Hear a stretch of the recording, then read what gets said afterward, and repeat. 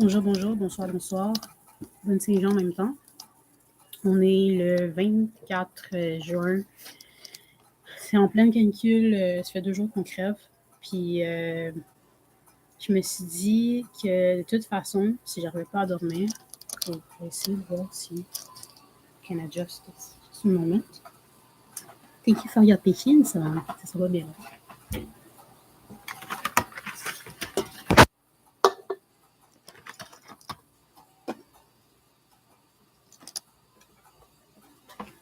All right. So, de toute façon, j'arrivais pas à dormir. Donc, je me suis dit, dans les derniers jours, honnêtement, j'ai investi beaucoup de temps to have like better awareness de la situation sociopolitique dans laquelle nous sommes. Puis plutôt que de parler politique, ce qui est venu comme étant une priorité numéro 1, c'était de savoir comment filtrer à travers toute l'information qui était disponible. Puis une des meilleures façons de pouvoir savoir qu'est-ce qui est vrai, qu'est-ce qui est faux, qu'est-ce qui fait du sens, c'est un petit peu d'avoir du feedback concret. Puis une certaine curiosité, mais il y a tellement d'informations, il y a tellement de sources dans lesquelles on peut se tourner que c'est vraiment facile d'être comme oh my god, j'ai comme vraiment beaucoup d'options disponibles. J'ai commencé à parler en français parce que c'est la Saint-Jean, but I'm not gonna lie, I'm gonna switch to English now. Je pense que je vais faire du Franglish, low-key, because why not? So, hi, good evening. It's been really, like we've been melting. We've been melting, and I'm grateful for this day. But things globally are, I don't even know what term to use. I was going to say hectic. There's so many things that are happening. There's a lot of good things that are being put into place, but at the same time, the organization or the individuals that are trying to do those things, either it ends up being a load because it falls on a few people to do all this work and to show up, or there's people that are saying like, well, all this work should be for them, or this is not my job, it's not my responsibility to take care of. And to an extent, we have to be somewhat discerning of where we put our energy or time and what it actually means when we choose nothing, what it actually means when we choose to have a certain opinion that we believe that there's them and us, whatever that means for you. So that's enough of an introduction in terms of like why I felt like it was relevant to do a live, and it's not because it's an obnoxious thing about wanting to have the moment in the limelight. That's not the point. I'm doing this also because everything is available. Everything is available in terms of books, but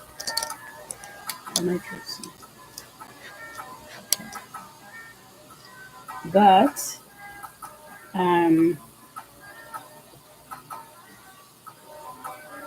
because of the plethora of titles, platforms available, it's very easy to be kind of like, where do I even start? Maybe I can just use AI. I can just use Claude to help me. And I'm not gonna lie, a few weeks ago, I came across this video on IG and YouTube mentioning how, whenever there's been war, like 50, 60, 7 years ago, I said 7, not 70, 7 years ago, with Iraq and the United States. Whether we think about Vietnam, whether we think about what's happening right now in many countries, that's literally been occurring for some time. It's not every conflict that we hear about in the news and on social media and whatnot is a recent issue.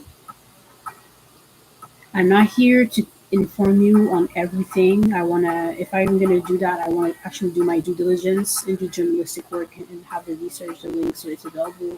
So I'm not just telling you who the fuck am I, right?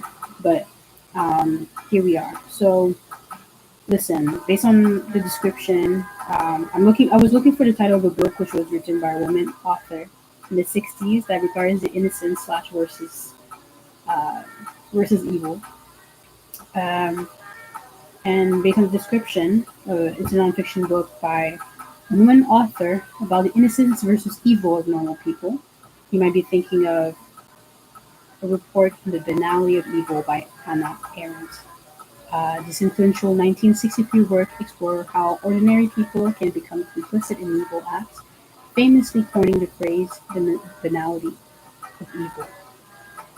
So here we have way too much light. Let's adjust that. So I found a PDF of the title, and I'm gonna find some sort of like calmer little vibe.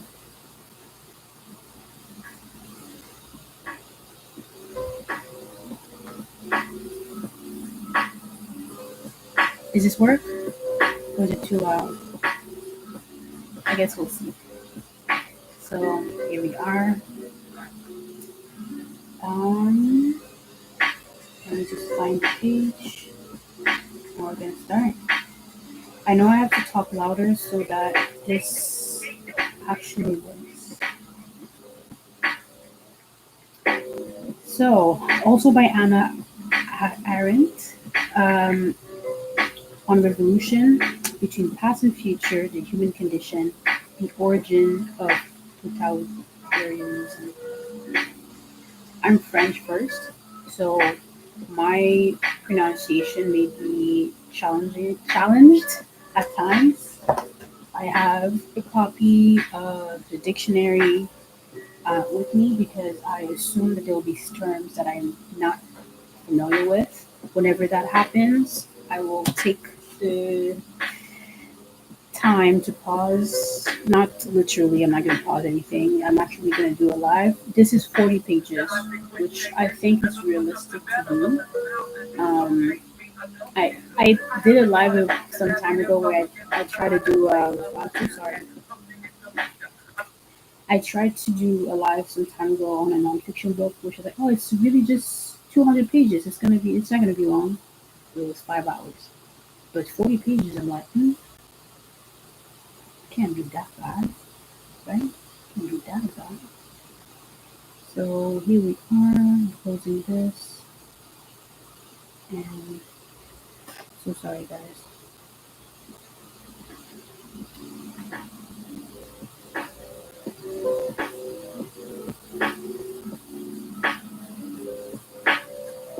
I will find some sort of, you know, I have playlists that I have that doesn't have.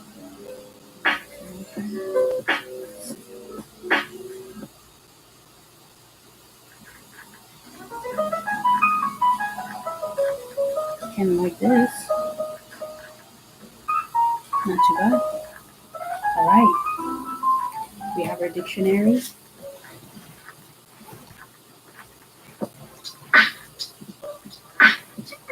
Here we go. I was wrong.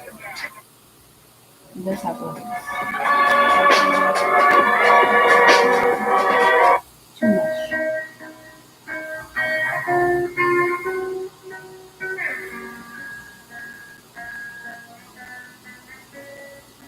All right, we're gonna keep this. This is a track from Pizza Biscuit. The title is Sunset Lovers. And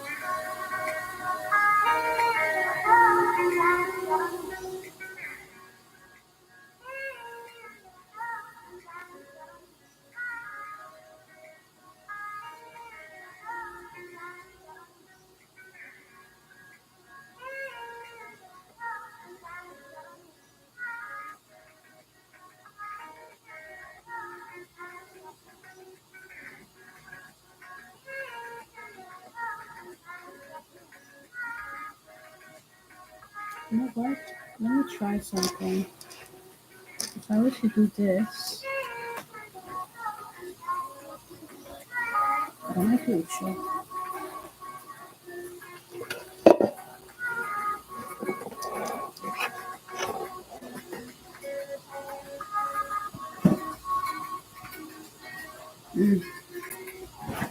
Not really. Not that much. All right. So we have Merriam-Webster. We have the laptop. By all means, you could even mute this and keep it as like a study buddy type vibe. I used to do that when I would study at the library or wherever I would study. I would put like those videos where somebody else is studying. But today we're actually going to go through this title. Um, Petit Biscuit Sunset Lovers playing, and I have the book on a PDF and not on a like physical copy. I like kind of boycotting Amazon right now, but that was the fastest way to get the book. And so far, I couldn't find it in the library. Not library, sorry. What was the term for that? Those un libraire, like a bookstore. So let's go. Also by Hannah Arendt on revolution between past and future, the human condition, the origin of totalitarianism. Totalitarianism. I'm sorry. I'm French first, so there's going to be terms that I'm not super familiar with. We have Merriam-Webster right here. Whenever there's terms that I haven't heard before, this is a book that was written in 1963, so there is definitely terminology that we don't really talk that way in everyday life. So it started with a quote by Bertolt Brecht. "O Germany, hearing the speeches that ring from your house, one laughs, but whoever sees you reaches for his knife." Okay, strong start. Copyright in 1963 and 1964 by Hannah Arendt. Originally published in 1963 in New York. And published simultaneously in Canada by the Macmillan Company of Canada Limited. And through the Viking Press in New York. Compass Books edition, issued in 1965. The content of the original edition of this book is slightly abbreviated and otherwise slightly different form. Originally appeared as a series of articles in the New Yorker. So she was basically what we would call a Substack, journalist. But her work is revolutionary and it's been revised and copied in multiple editions. So too much light, maybe. So this is titled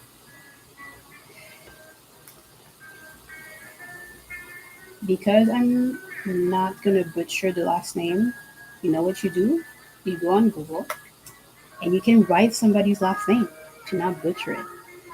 So it's H H Eichmann.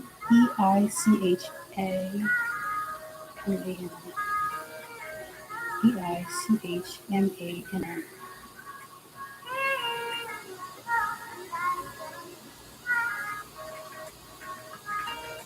So Petit Biscuit, we're gonna put a quick pause on you so that we can listen to. Oh my God! What in the world?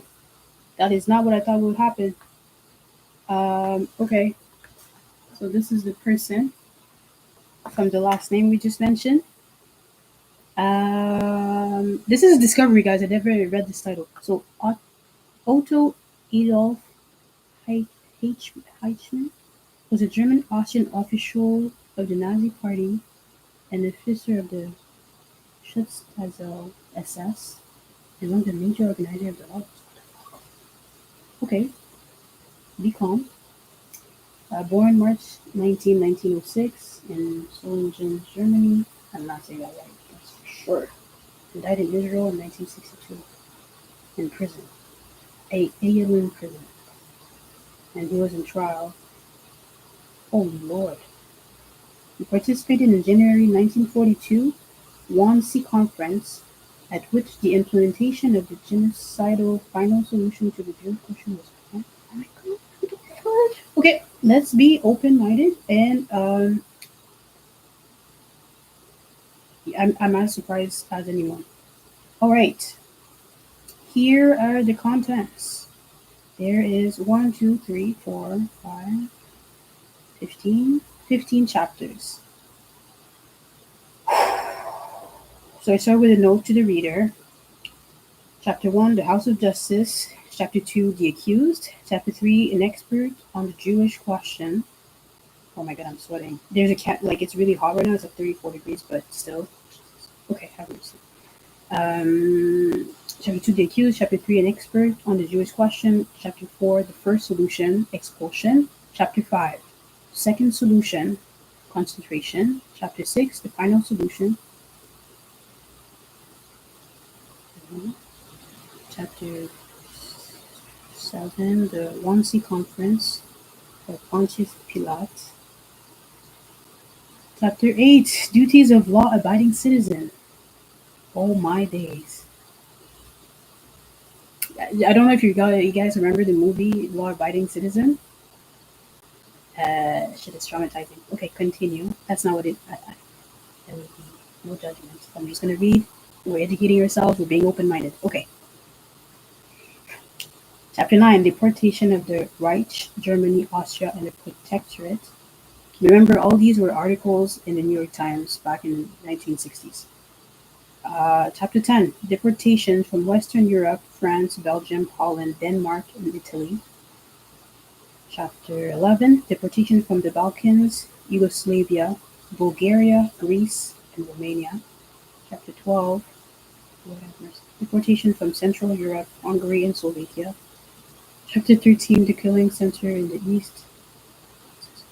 Chapter 15: Evidence and Witnesses. It was 14 actually. And Chapter 15: Judgment, Appeal, and Execution. And this epilogue, postscript, bibliography, and index. So I thought when I first Googled this, it said it was 40 pages. So I was like, oh, 40 pages. That's going to be like an hour or two. I don't know anymore. I feel like I'm already flabbergasted. But we're going to start. So, note to the reader: this is a revised and enlarged edition of the book which first appeared in May 1963. I covered the Eichmann trial at Jerusalem in 1961 for the New Yorker, where this account, slightly abbreviated, was originally published in February and March 1963. The book was written in the summer and fall of 1962 and finished in November of that year during my stay as a fellow of the Center for Advanced Studies at Wesleyan University. The revision for this edition concerns about a dozen technical errors, none of which has any bearing on the analysis or argument of the original text. The factual records of the period in question has not yet been established in all its details, and there are certain matters on which an informed guess will probably never be superseded by completely reliable information. Let me inform myself on superseded because I think I do know what it means, but listen, we cannot be too humble. You have this.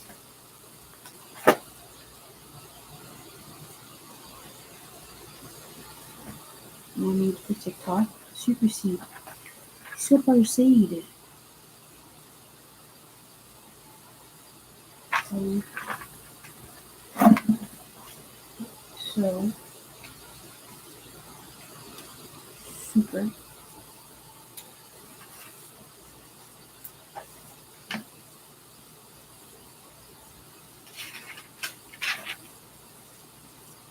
Lemonade. Supercharge. Super city. Super class. Super cluster. Super. Superb. Super. Supersede. Variation of supersede. Yeah, that doesn't help, does it?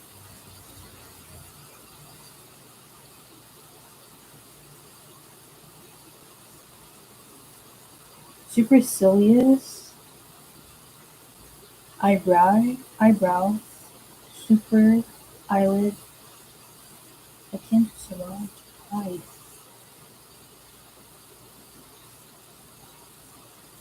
Oh, what was it?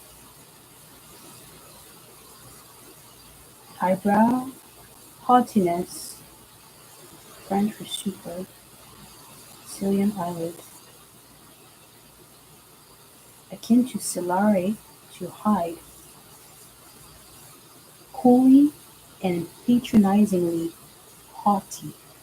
And it's not hot, it's Haughty. I am French. I do not feel fully convinced that I even know what this means. Haughty? H-A-U. H-A-U.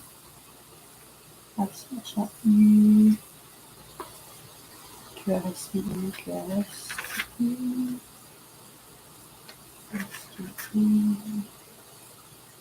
Haughty. H-A-U. What was it? Curiosity.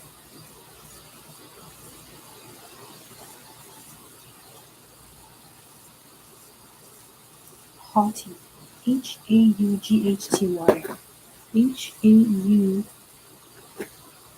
I just read it. My memory is. I'm not really trying to remember. I'm kind of nervous right now. Not gonna lie. I was literally sweating it.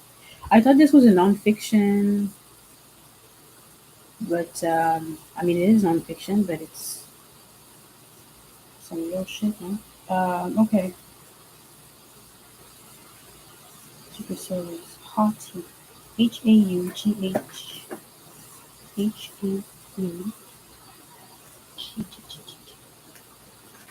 Right. Haughgh.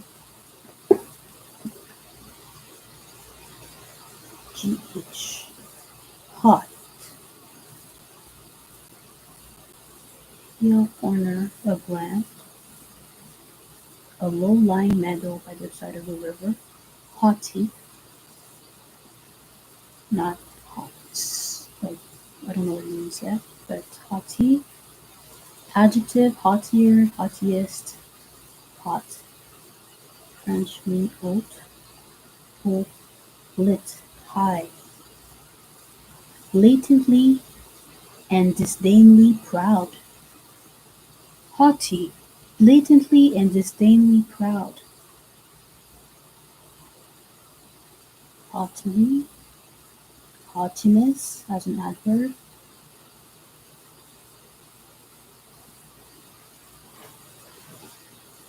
That's it. The rest is another term. So it means blatantly and disdainfully proud. Okay.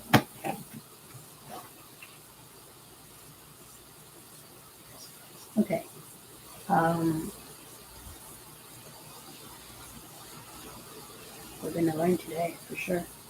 This will not take an hour, but I'm awake and it's so warm that I know that even if I go to bed, I'm not gonna sleep. So here we are. Oh my days. Oh my days. Okay. Have mercy on us. All right. The revision for this edition concerns about a dozen technical errors, none of which has any bearing on the analysis. That means that like there's technical errors in the text, but it doesn't. She's being honest that there might be errors and like sentences that could be like paragraph could be rearranged, but overall it doesn't hinder, like it doesn't impact negatively the flow of what she's trying to explain and portray. She's just being honest about it. The factual record of the period in question has not yet been established in all its details, and there are certain matters in which an informed guess will probably never be superseded. So she's saying like that. So the trial was in 1961. She attended. She was there, and that basically there's a lot of information and detail that will never be confirmed because a lot of the people, why would they be fully honest about everything? Like some of them are proud of what they've done, and some of them would never be honest about what they've done. So she's being honest again within the, you know, the note to the reader before we read.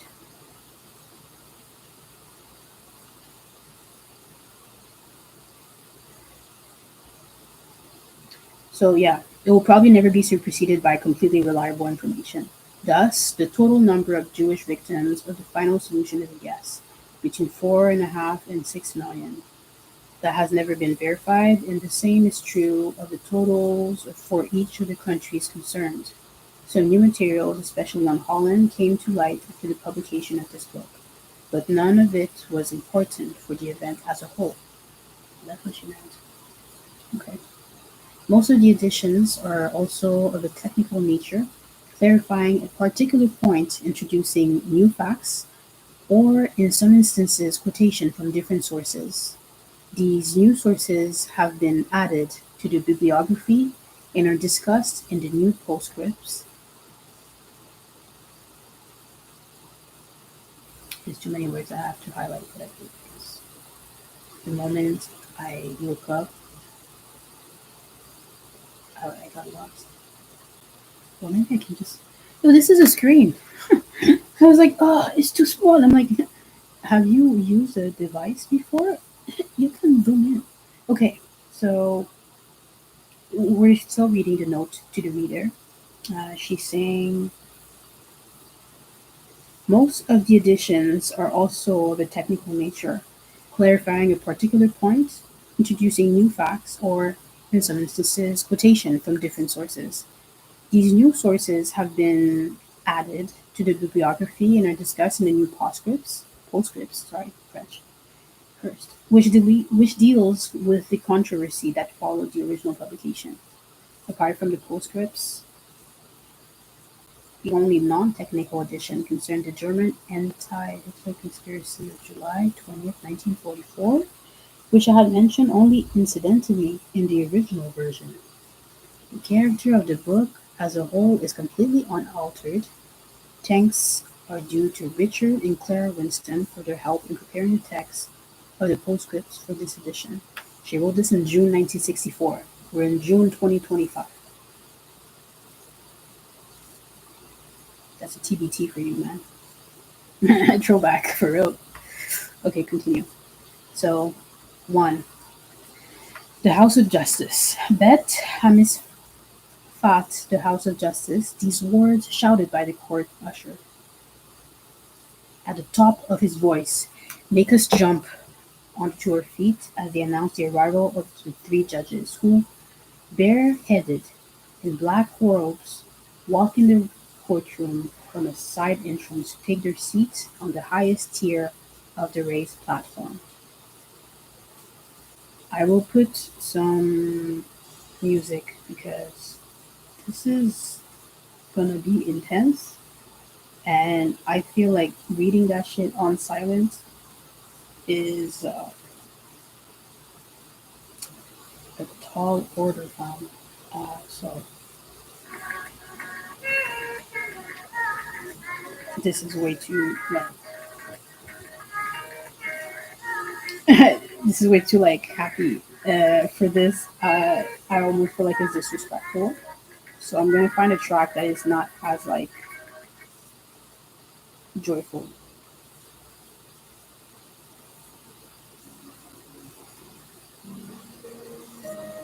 Okay, that makes more sense. This is a track from Rafael Nobarina. It's minimal piano number one, and it's an instrumental, classical, contemporary, like Zen chill out type beats. Okay, let's go back to our PDF. I'm already traumatized and I'm really read that much. We are in for a ride. So, three judges who bareheaded in black robes walk into the courtroom from the side entrance to take their seat on the highest tier of the raised platform. Their long table, soon to be covered with innumerable books and more than 1,500 documents, is flanked at each end by the court stenographers. Stenographers are the one that type everything verbatim. Directly below the judges are the translators, whose services are needed for direct exchanges between the defendant, his counsel, and the court. Otherwise, the German-speaking accused party, like almost everyone else in the audience, follow the Hebrew proceedings through the simultaneous radio transmission, which is excellent in French, bearable in English, and sheer comedy, frequently incomprehensible in German. In view of the scrupulous fairness of all technical arrangement for the trial, it is among the minor mysteries of the new state of Israel that, with its high percentage of German-born people, it was unable to find an adequate translator into the only language the accused and his counsel could understand. Very interesting.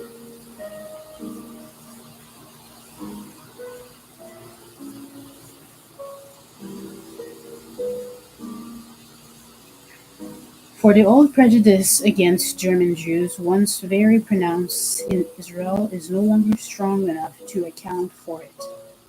Remains as explication the even older and still very powerful vitamin P, as the Israelis call protection in government circles and the bureaucracy. One tier below the translator, facing each other and hence with their profiles turned to the audience, we see the glass booth of the accused and the witness box. Witness box, I'm sorry. I'm French and I'm somewhat impacted and nervous by this text. I didn't expect that's what it was. Finally, on the bottom tier, with their back to the audience, are the prosecutors with a staff of 4 assistant attorneys and the counsel for the defense, who during the first weeks is accompanied by an assistant. At no time is there anything theatrical in the conduct of the judges. Their walk is unstudied, their sober and intense attention visibly stiffening. Stiffening is like, it's like, you know, very like tense.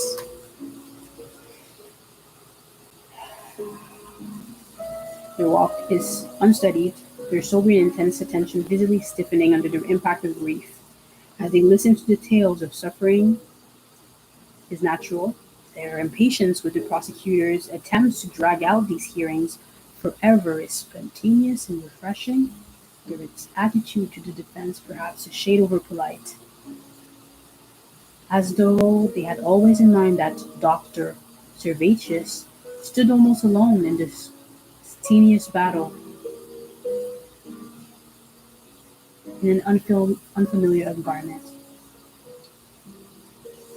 Their manner towards the accused always beyond reproach. They are so obviously three good and honest men that one is not surprised that none of them yields to the greatest temptation to play at in this setting, that of pretending that they, all three born and educated in Germany, must wait for the Hebrew translation. Moshe Lando, I'm not sure how to say Moshe. Moshe? Mosh? Mosh? How do you say? Moshe is a Hebrew name equivalent to Moses in English. It is a popular name in Jewish community. Yeah, I know that, but I don't. But, okay, I'm trying to get to the like, when you do Google Translate, if you put somebody's last name, it's gonna. Come on, I know you can do it.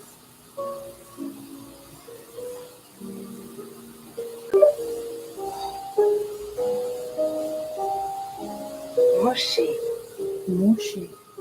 Moshe, Moshe. Moshe. Okay, we learn every day, guys. We are humble and we learn every day. So his name, Moshe Landau, the presiding judge, hardly ever withhold his answer until the translator has done his work, and he frequently interferes in translation, correcting and improving, evidently grateful for this bit of distraction for an otherwise grim business. Months later, during the cross-examination of the accused, he will even lead his colleagues to use their German mother tongue in the dialogue with men for proof, if proof were still needed, of his remarkable independence of current public opinion in Israel. There is no doubt from the very beginning that it is Judge Landau who sets the tone, and that he is doing his very best, to prevent this trial from becoming a show trial, under the influence of the prosecutor's love of showmanship. Among the reasons he cannot always succeed is the simple fact that the proceedings happen on a stage before an audience, with the usher's marvelous shout at the beginning of each session producing the effect of the rising curtain. However, planned this auditorium in the newly built Bet Ham, the House of the People, now surrounded by high fences, guarded from roof to cellar by heavily armed police, and with a row of wooden barracks in the front courtyard in which all comers are expertly frisked. Frisk is like doing this, like, so before you can. Had a theater in mind, complete with orchestra and What the fuck? They had an orchestra in the courtroom? I'm, I'm sorry for my reaction. Okay, let me. What? What? Okay. Let me reread that.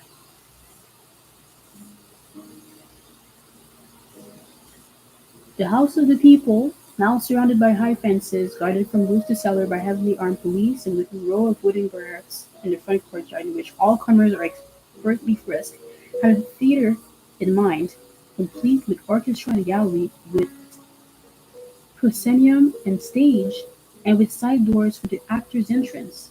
Clearly, this courtroom is not a bad place for the show trial of David Ben-Gurion, Prime Minister of Israel, had in mind when he decided to have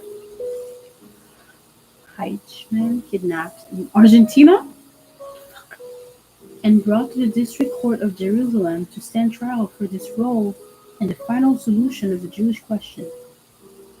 And Ben-Gurion, rightly called the architect of the state, remains the invisible stage manager of the proceeding.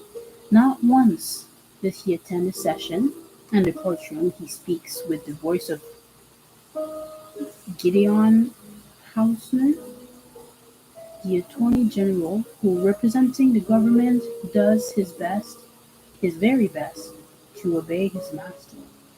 And if, fortunately, his best often turns out not to be good enough, the reason is that the trial is presided over by someone who serves justice as faithfully as Mr. Hausner served the state of Israel.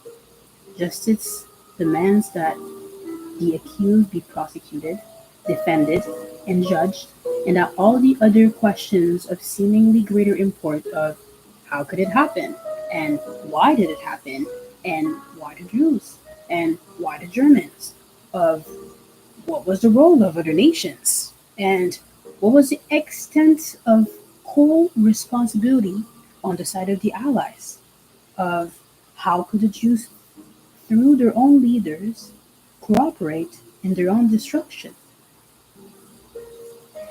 And why did they go to their death with like lambs to the slaughter? Okay, there's no way I'm finishing this in 45 minutes. Oh my god, I'm like, okay.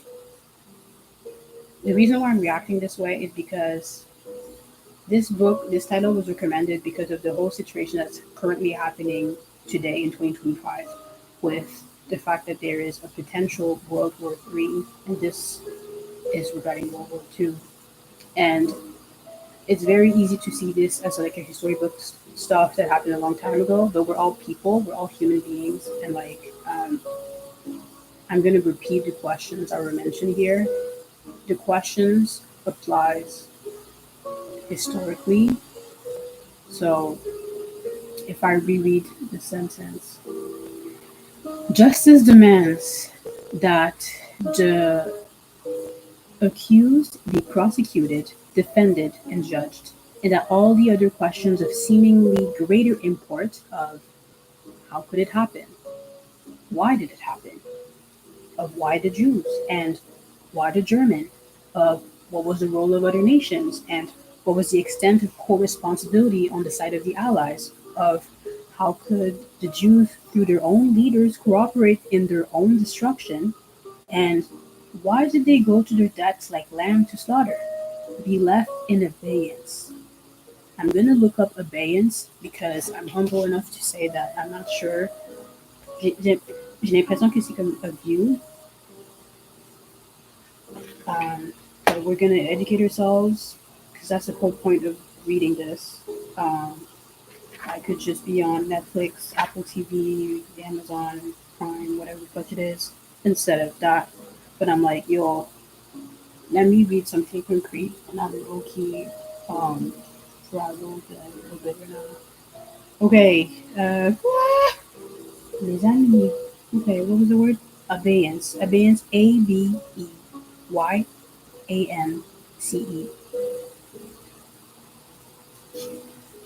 ABE.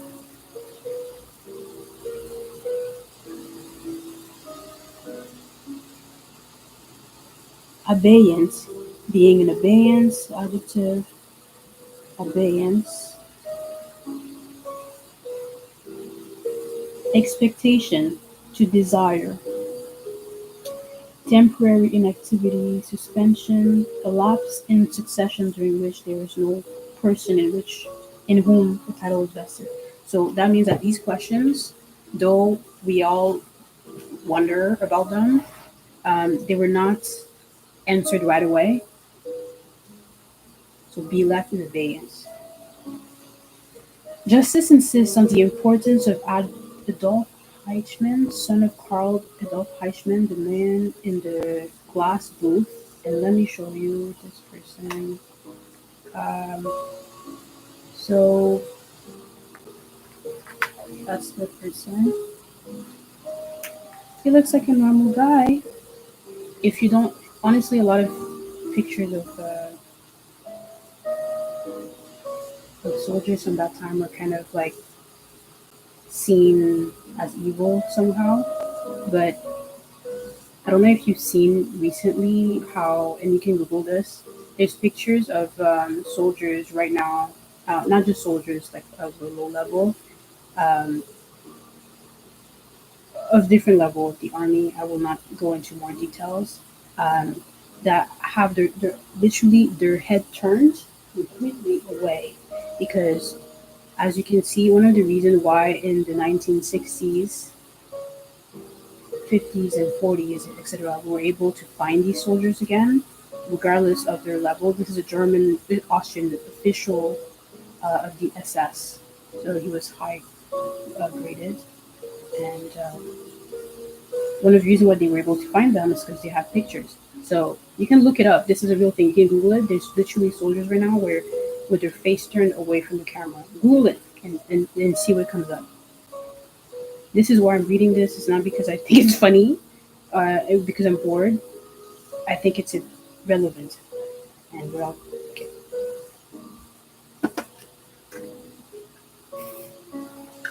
We're still on page 2, fam. Okay.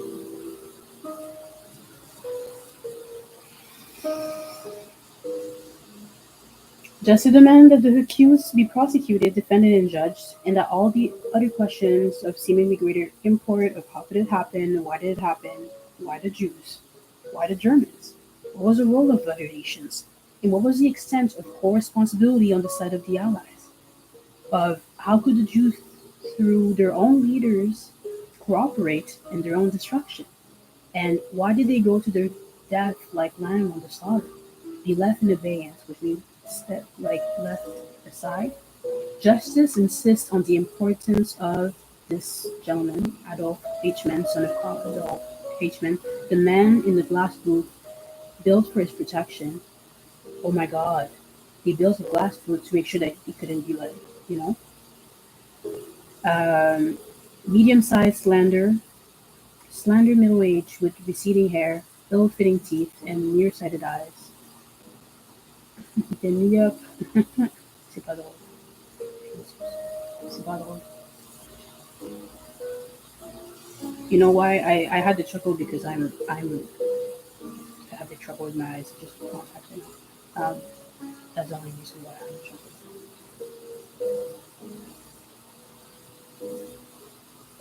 Okay.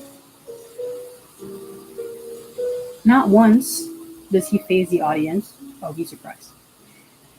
And who desperately and for the most part successfully maintains his self-control despite the nervous tic to which his mouth must have become subject long before his trial started. On trial are his deeds, not the suffering of the Jews, not the German people or mankind, not even anti-Semitism and racism, and justice through perhaps an abstraction for those of Mr. Ben Gurion's turn of mind proves that proves to be a much sterner master than the prime minister with all his power. The later the latter rules, as Mr. Hostner is not slow in demonstrating his permissive, it permits the prosecutor to give press conferences and interviews for television during the trial. The American program, sponsored by the Glickman Corporation, is constantly interrupted, business as usual, by real estate advertising. Capitalism, guys.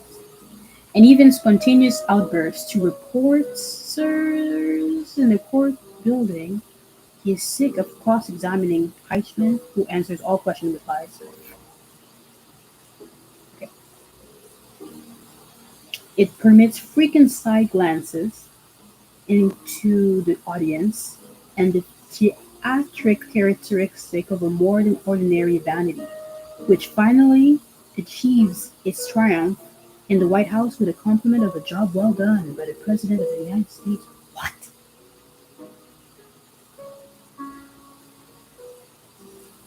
Justice does not permit anything of the sort. It demands seclusion. Seclusion means like set aside. Like I have a bunch of stuff. I have a bunch of grapes, and I put some aside. The three grapes I put here are in seclusion. Justice does not permit anything of the sort. It demands seclusion. Things are separated. It permits sorrow rather than anger. And it prescribes the most careful abstention from all the nice pleasures of putting oneself in the limelight. So this is not like, oh, it's so fun to be interviewed by all the global. We understand. Judge Lando's visit to this country shortly after the trial was not publicized, except among the Jewish organizations for which it was undertaken. Yet, no matter how consistently the judges shunned the limelight, there they were, seated at the top of the raised platform, facing the audience, as from the stage in a play. The audience was supposed to represent the whole world, and in the first few weeks it indeed consisted chiefly of newspapermen and magazine writers who had flocked to Jerusalem from the four corners of the earth. They were to watch a spectacle as sensational as the Nuremberg trials, only this time the tragedy of Jewry. I did not like saying that. I don't know why. I did not say that properly, I guess. As a whole was not to be central concern. For if we shall charge Heichmann also with crime against non-Jews, this is not because he committed them, but surprisingly, because we make no ethnic distinction. Interesting. People forget that, like, the war didn't just impact. I'm sorry to say that. I'm sorry the way that I started that sentence. What I'm trying to say is, we have this preconceived notion that World War II impacted mostly um, horrific acts done to Jews, but people have been innocently um, slaughtered across a list of countries, and they were not all Jews. And we forget to remember or to be even informed. We kind of all generalize the whole thing. Side note. I'm kind of doing this as if I'm verbalizing it because I'm reading it with you and I'm trying to make it make sense as if my brother was with me or something. I would want him to understand what I'm reading, not just hear words. You know? This is page 3 of 40, which is technically doable. So maybe 2 hours from now, it's all done. Okay, if I keep my shit together.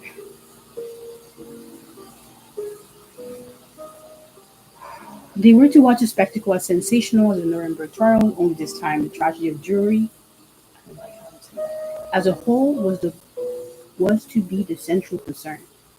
For if we shall charge Eichmann also with crimes against non-Jews, this is not because he committed them, but surprisingly because we make no ethnic distinctions.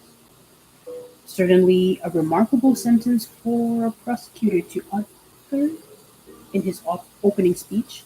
It proved to be the key sentence in the case for the prosecution, for this case was built on what the Jews had suffered, not on what Eichmann had done. And according to Mr. Hausner, this distinction would be immaterial because there was only one man who had been concerned almost entirely with the Jews, whose business had been their destruction, whose role in the establishment of the iniquitous regime had been limited to them. Iniquitous makes me think of iniquity, equity. Let's look it up because we're not going to pretend today. We're not doing that. Iniquitous. Iniquitous.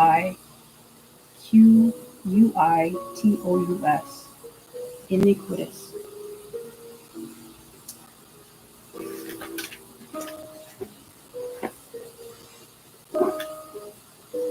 Yeah, it takes more time to go to and look things up, but I feel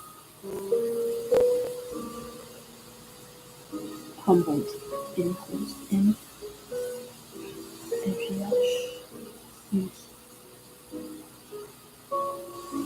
G H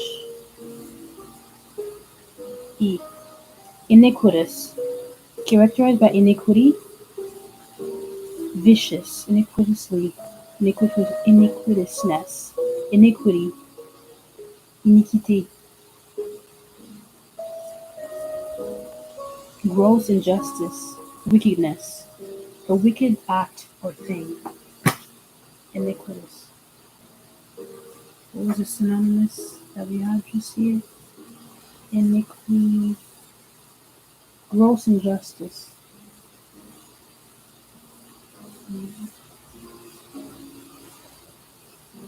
Iniquité, vicious. So if I go back, whose business had been their destruction, whose role in the establishment in the of the regime had been limited to them. That was above Eichmann. Was it not logical to bring before the court all the facts of Jewish suffering, which of course were never in dispute, and then look for evidence which is one way or another would connect Eichmann with what had happened? The Nuremberg trials were the defendant had been indicted for crimes against a member of various nations, had left the Jewish tragedy out of account for the simple reason that Eichmann had not been there.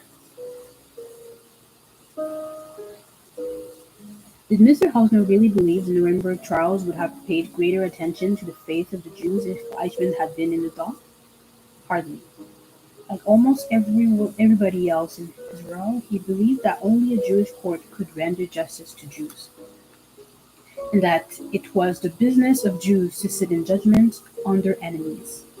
Hence the almost universal hostility in Israel to the mere mention of an international court which would have indicted punishment not for crimes against the Jewish people, but for crimes against mankind committed on the body of the Jewish people. Hence the strange boast. We make no ethnic distinction, which sounded less strange in Israel, where rabbinical law, the personal status of Jewish citizens, with the result that no Jew can marry a non-Jew. Marriages concluded abroad are recognized, but children of mixed marriages are legally bastards. Children of Jewish parentage born out of wedlock are legitimate. And if one sorry, and if one happens to have a non-Jewish mother, he can neither be married nor buried. The outrage, outrage in this state of affairs has become more acute since 1953, when a sizable portion of jurisdiction in matters of family law was handed over to the secular court. Women can now inherit property and, in general, enjoy equal status with men. Hence, it is hardly respect for the faith or the power of the fanatical religious minority that prevents the government of Israel from substituting secular jurisdiction from rabbinical law in matters of marriage and divorce. Israeli citizens, religious and non-religious, seem agreed upon the desirability of having a law which prohibits intermarriage, and it is chiefly for this reason, as Israeli officials outside the courtroom were willing to admit, that they are also agreed upon the undesirability of a written constitution in which such a law would embarrassingly have to be spelled out.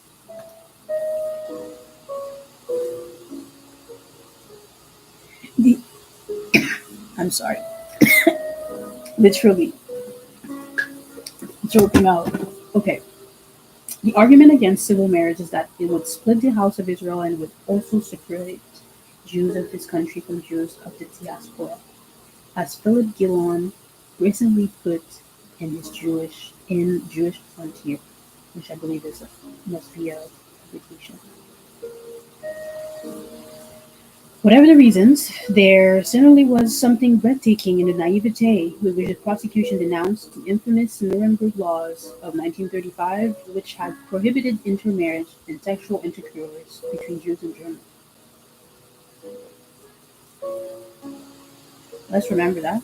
There was literally a law that prohibited inter in like different cultures from mixing, and specifically from Jews and Germans from mixing together. It was a law. Okay. The better, according to what I probably just went over. The reason why I point this out and I keep going out of the text is because this book was written over 60 years ago, but there's things that are happening today that have happened in the past few years, and they're happening in what you watch the news right now, when you're going to see and you're going to hear things that already happened. I'm talking about stuff that happened over 60, 70 years ago, 80 years ago, okay? Right? But when you watch the news, those things have been, I've seen this stuff happen in the past few weeks, guys. So, like, that's why we're reading this. I'm not reading this because I want to randomly read this title today. It,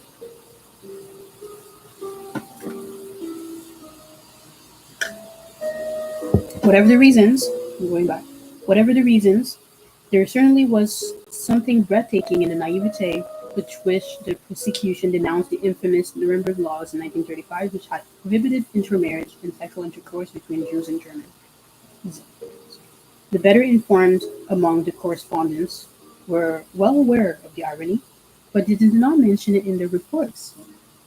This, they figured, was not the time to tell the Jews what was wrong with the laws and institution of their own country.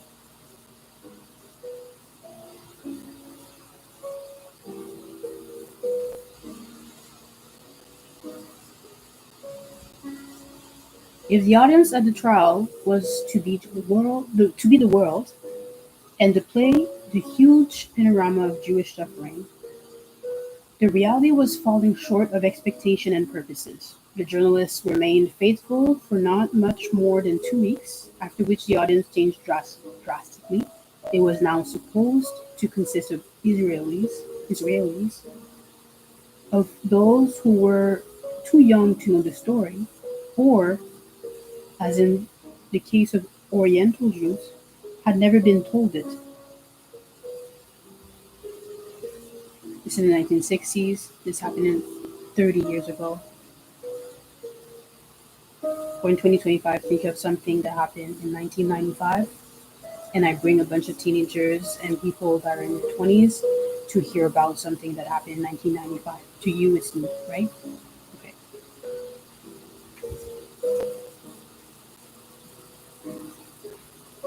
The trial was supposed to show them what it meant to live among non Jews, to convince them that only in Israel could a Jew be safe and live an honorable life. For correspondence, the lessons was spelled out in a little booklet on Israel's legal system, which was handed to the press. Its author, Doris Lankin, cites a Supreme Court decision whereby two fathers who had adopted their children and brought them to Israel were directed to send them back to their mothers who, living abroad, had a legal right to their custody. And this adds the author, no less proud of such strict legality than Mr. Hausner of his willingness to prosecute murder even when the victims were non-Jews, despite the fact that to send the children back to maternal custody and care would be committing them to waging an unequal struggle against a hostile element, in the diaspora. But in this audience, there were hardly any young people. So my initial comment earlier can be different. And it did not consist of Israelis as distinguished from Jews. It was filled with survivors, with middle-aged and elderly people, immigrants from Europe, like myself, who knew by heart all there was to know, and who were in no mood to learn any lessons, and certainly did not need this trial to draw their own conclusion. As witness followed witness, and horror was piled upon horror, they sat there and listened in public to stories they would hardly have been able to endure in private. When this is why it's a yeah, when they would have had to face the storyteller. And the more the calamity of the Jewish people in this generation unfolded, and the more grandiose Mr. Hosner's rhetoric became, the paler and more ghost-like became the figure in the glass booth, and no finger wagging. And there sits the monster responsible for all this, could shout him back to life. It was precisely the play aspect of the trial that collapsed under the weight of the hair-raising atrocities. The trial resembled a play in that both begin and ends with the doer, not with the victim. A show trial needs even more urgently than an ordinary trial a limited and well-defined outline of what was done and how it was done. In the center of a trial can only be the one who did. In this respect, in this respect, he is like the hero of the play. Let's replace that. There's no way. In this respect, he is like the hero in the play, and if he suffers, he must suffer for what he has done, not for what he has caused others to suffer. No one knew this better than the presiding judge, before whose eyes the trial began to degenerate into a bloody show.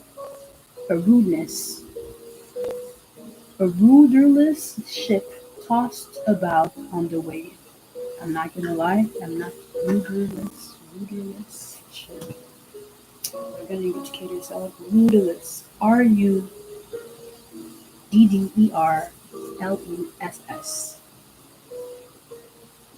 Rudderless. Obviously, there's a rush. Statement.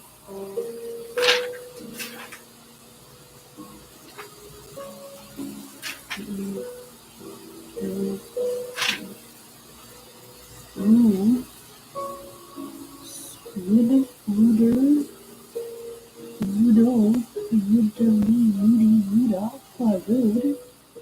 Rudeness, rudeness, rudeness, rudeness, what is it?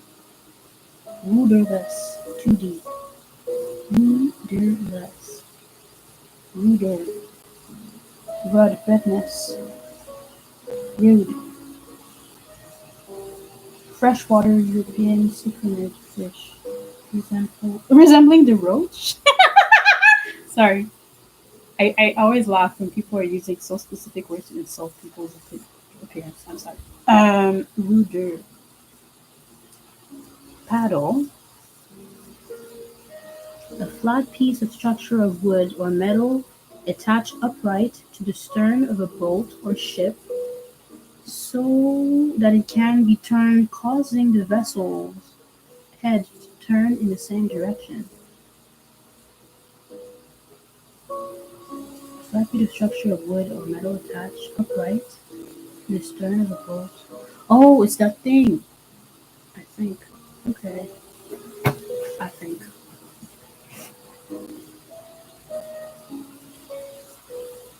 Oh, so they said rudderless, so it doesn't have a rudder to direct.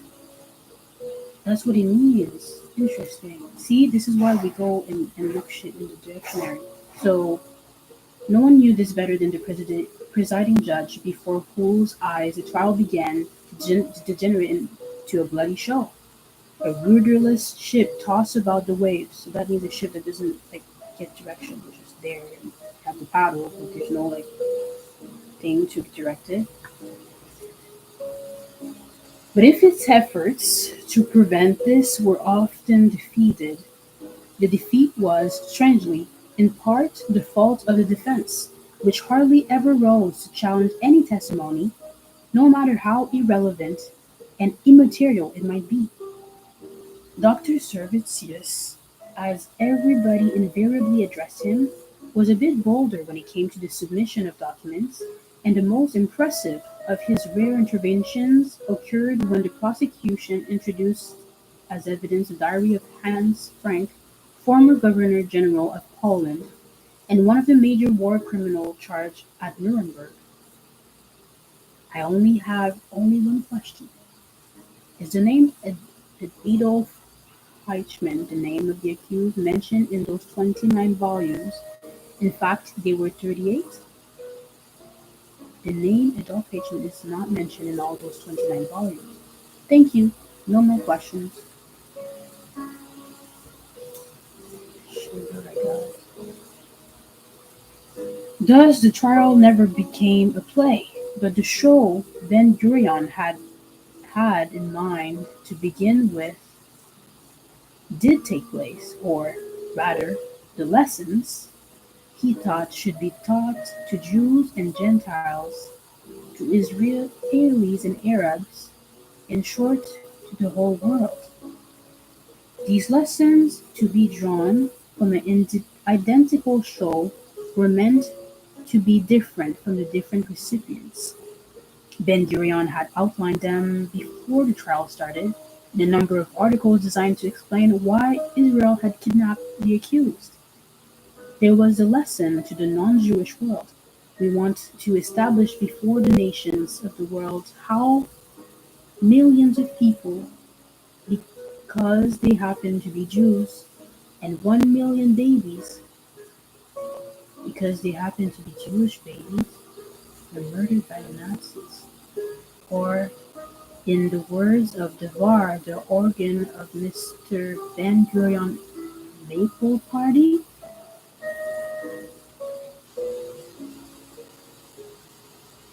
let world opinion know this, that not only Nazi Germany was responsible for the destruction of 6 million Jews of Europe, hence, again, in Ben Gurion's own words, we want the nations of the world to know, and they should be ashamed.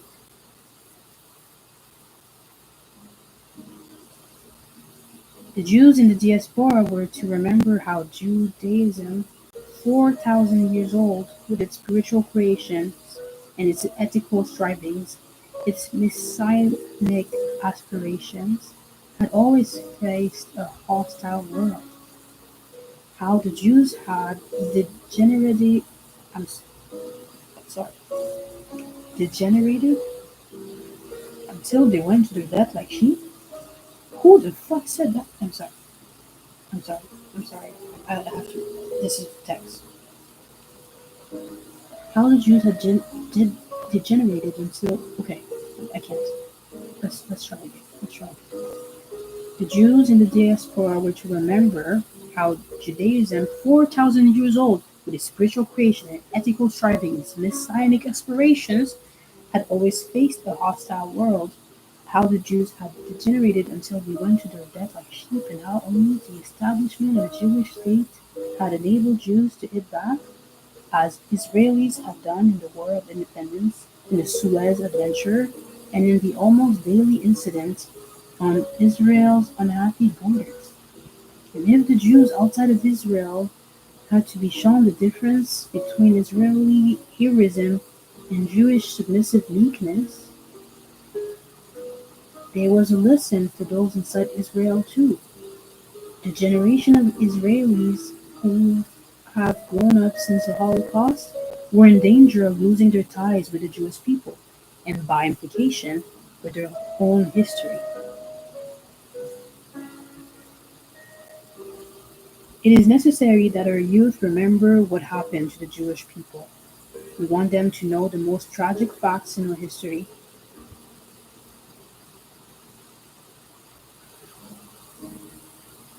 Finally, one of the motives in bringing Eichmann to trial was to ferret out other Nazis, for example, the connection between the Nazis and some Arab rulers. If these had been the only justification for bringing Adolf Eichmann to the District Court of Jerusalem, the trial would have been a failure on most counts. In some respect, the lessons were superfluous, and in others, positively misleading. Anti-Semitism had been discredited, thanks to Hitler, perhaps not forever, but certainly for the time being, and this not because the Jews have become more popular all of a sudden, but because, in Mr. Ben Gurion's own words, most people have realized that in our day, the gas chamber and the soul factory are what anti-Semitism may lead to. Equally superfluous was the lesson to the Jews in the diaspora, who hardly needed the great catastrophe in which one-third of their people perished to be convinced of the world's hostility. Not only has their conviction of the eternal and ubiqu- ubiquitous nature of anti-Semitism had been the most potent ideological factor in the Zionist movement since the Dreyfus affairs, it was also the cause of the otherwise inexplicable readiness of the German Jewish community to negotiate with the Nazi authorities during the early stages of the regime. I'm going to look up the ubiquitous because I don't think people know that, and I'm by heart. And then the other word that they mention is Zionist. Because it's at the end and easy to find, we're going to go with Zionist first.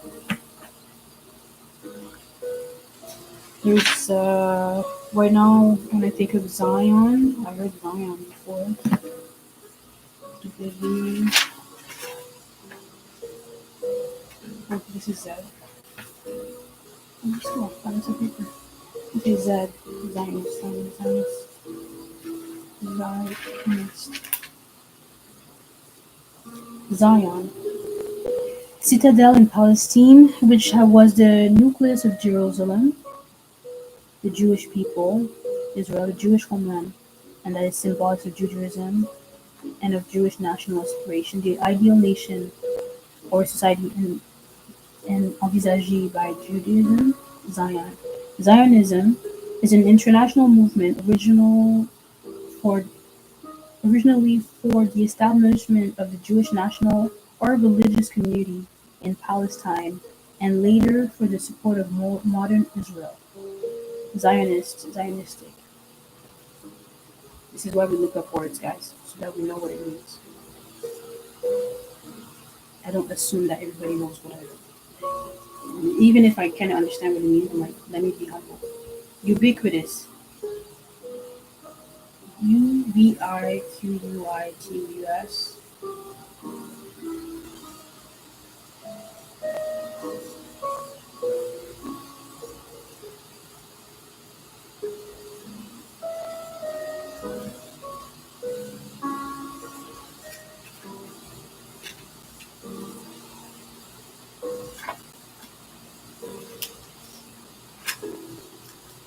Ubiquitous. Ubiquitous. Okay, ubiquitous. Ubiquitous. Ubiquitous. Adjective. Existing or being everywhere at the same time, constantly encountered. Ubiquity everywhere.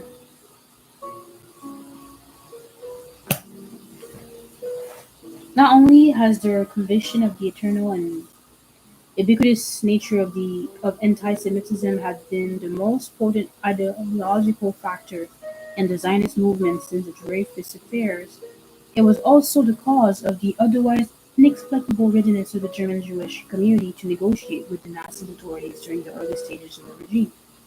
Needless to say, these negotiations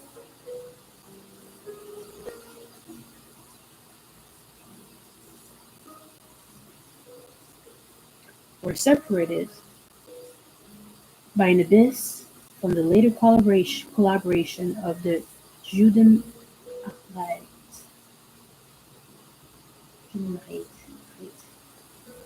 No moral questions were involved, yet only a political decision whose realism was debatable, concrete help, thus the argument ran, was better than abstract denunciations. It was realpolitik without Machiavellian overtones, and its dangers came to light years later, after the outbreak of the war, when these daily contacts between the Jewish organization and the Nazi bureaucracy made it so much easier for the Jewish functionaries to cross the abyss between helping Jews to escape and helping the Nazis to deport them.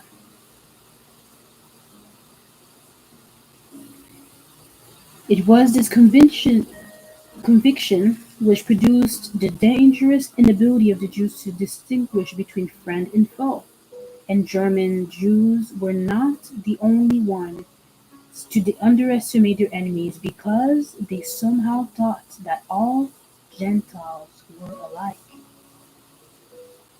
If Prime Minister Ben-Gurion, to all practical purposes the head of the Jewish state, meant to strengthen this kind of Jewish consciousness, he was ill-advised, for a change in this mentality is actually one of the indispensable prerequisites for Israeli statehood, which by definition has made of the Jews a people among peoples, a nation among nations, a state among states, depending now on a plurality which no longer permits the age-old and, unfortunately, religiously anchored dichotomy of Jews and Gentiles. The contrast between Israeli heroism and the submissive meekness with which Jews went to their death, arriving on time at the transportation points, walking on their own feet to the place of execution, digging their own graves, undressing and making neat piles of their clothing, and lying down side by side to be shot, seemed a fine point, and the prosecutors asking witness after witness, why did you not protest? Why did you board the train?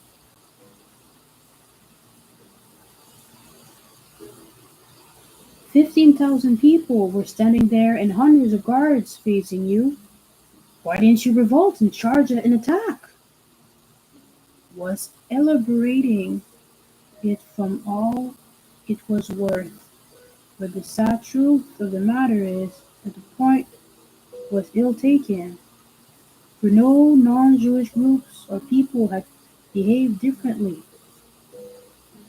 So this is not about the Jews. This is just like regardless of who was taken, they all like followed suit. Even though it makes sense, like you guys with 15,000, there was 100 soldiers. You could have,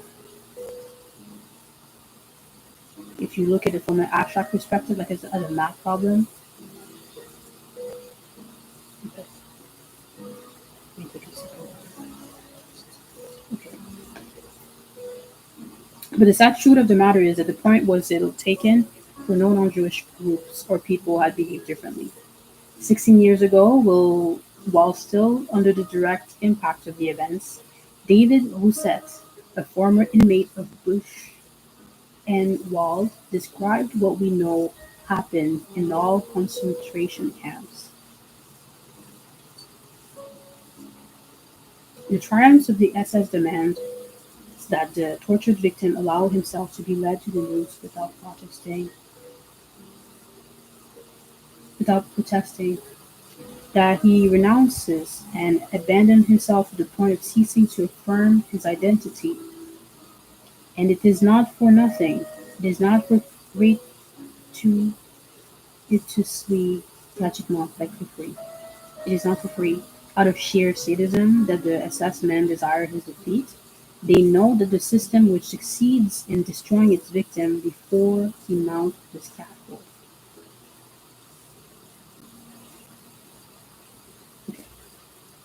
is incomparably the best for keeping a whole people in slavery,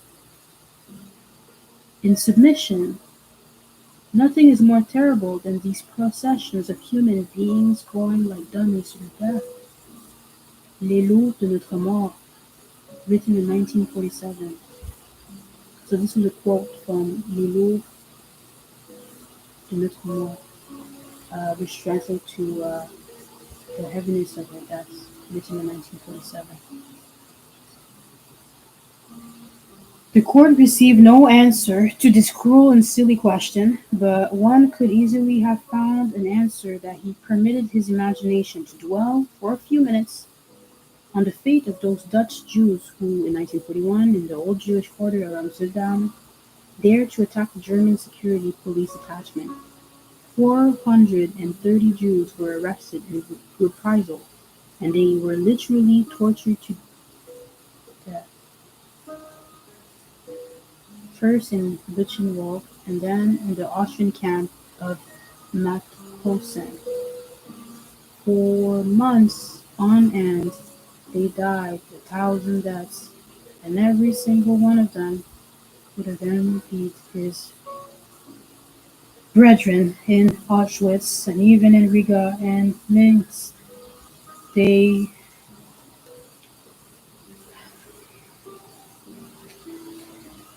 There exist many things. This is why I'm reading it out loud because I okay. There exist many things considerably worse than death, and the SS saw to it that none of them was ever very far from their victims' minds and imagination. In this respect, in this respect, not in this respect, in this respect, perhaps even more significantly than in others, the deliberate attempts at the trial to tell only the Jewish side of the story distorted the truth, even the Jewish truth. The glory of the uprising of the Warsaw Ghetto and the heroism of the few others who fought back lay precisely in their having refused the comparatively easy death the Nazis offered them before the firing squad or in the gas chamber. And the witnesses in Jerusalem who testified to resistance and rebellion to the small place it had in the history of the Holocaust confirmed once more the fact that only the very young had been capable of taking the decision that we cannot go and be slaughtered like sheep. In one respect, Mr. Ben-Gurion's expectations for the trial were not altogether disappointed. It did indeed become an important instrument for for ferreting out other Nazis and criminals. A ferret is an animal that lives on the ground like a bunny. So ferreting out is like making sure that the ferret comes out. I think it's like people put smoke or something, and then the ferret will come out and they hunt them very easily. Because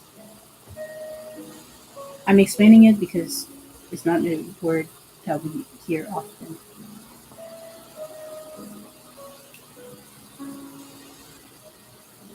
It did indeed become an important instrument for ferreting out Nazis and criminals, but not in the Arab countries, which had openly offered refuge to hundreds of them. The Grand Mufti's connection with the Nazis during the war were no secret. He had hoped they would help him in the implementation of some final. I'm sorry. I touched the screen and it zoomed out. Um, Give me just a moment.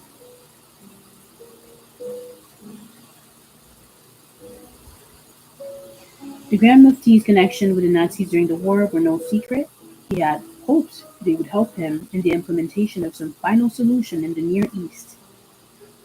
Hence, newspapers in Damascus and Beirut, in Cairo, and in Jordan, did not hide their sympathy for Heitman or their regret that he had not finished the job. A broadcast from Cairo and the day the trial opened even injected a slightly anti-German note into its comments, complaining that there was not a single incident in which one German plane flew over one Jewish settlement and dropped one bomb on it. Sorry, what bullshit ass lie is that? Complaining that there was not a single incident in which one German plane flew over one Jewish settlement and dropped one bomb on it throughout the last World War. The Arab nationalists have been in sympathy with Nazism is is notorious. That Arab nationalists have been in sympathy with Nazism and notorious. Their reasons are obvious, and neither Ben-Gurion nor this trial was needed to ferret them out. They never were in hiding. The trial revealed only that all rumors about Heitman's connection with Haj Amin and el-Husseini, the former Mufti of Jerusalem, were unfounded. He had been introduced to the Mufti during an official reception along with all other departmental heads. The Mufti had been in close contact with the German Foreign Office and with Himmler, but this was nothing new. If Ben-Gurion's remarks about the connection between Nazis and some Arab rulers was pointless, his failure to mention present-day West Germany in this context was surprising. Of course, it was reassuring to hear that Israel does not hold Adenauer responsible for Hitler, and that for us, a decent German, although he belonged. Guys, why do you do this? As soon as I press the screen, it zooms in and out. I'm sorry. I appreciate your patience. Okay. Um, right.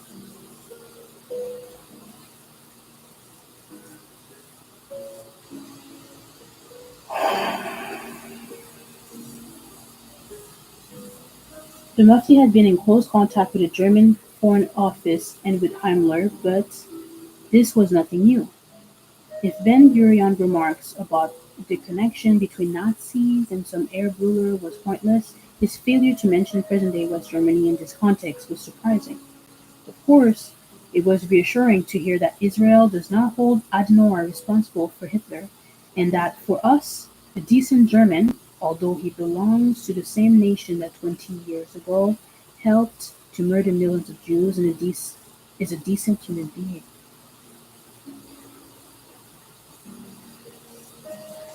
not hold Adenauer responsible or us as a decent German, although he belongs to the same nation that 20 years ago helped him murder the North. Okay, so he's German, and Germans have done horrible things, but he's saying that he is a decent person. We will discover if yes or no. There was no mention of decent Arabs, of course. I'm not being surprised. Okay. The German Federal Republic, although this is some level of sarcasm, I'm not being. Look at all the villains you see in the movies. There's a reason why we say that. It's based on history, or perception at least. The German Federal Republic, although it has not yet recognized the State of Israel, presumably out of fear that the Arab countries might recognize Obreth Germany, has paid $737 million in reparation to Israel during the last 10 years. These payments will soon come to an end, and Israel is now trying to negotiate a long-term loan from West Germany. Hence, the relationship between the two countries, and particularly the personal relationship between Ben-Gurion and Adenauer, has been quite good, and if, as an aftermath of the trial, some deputies in the I don't know how to say that last name, in the Knesset, apologies, the Israeli parliament succeeded in imposing certain restraints on the cultural exchange program with West Germany. This certainly was neither foreseen nor hoped for Ben-Gurion.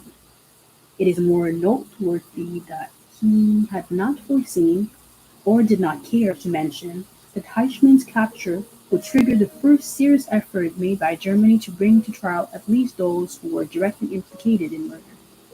The Central Agency for the Investigation of Nazi Crime, belatedly founded by the West German state in 1958 and headed by prosecutors Erwin Schul, had run into all kinds of difficulties, caused partly by the unwillingness of German witnesses to cooperate and partly by the unwillingness of the local courts to prosecute on the basis of the material sent from the Central Agency.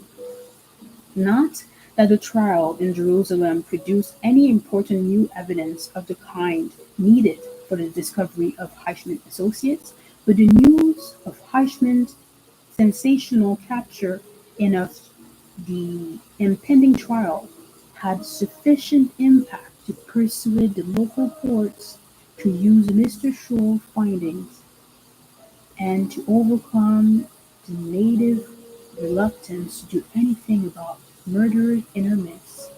By the time, honored means of posting rewards for the capture of well-known criminals. The results were amazing. 7 months after Eichmann's arrival in Jerusalem and 4 months before the opening of the trial, Richard Baer, successor of Rudolf Höss as commandant of Auschwitz, could finally be arrested.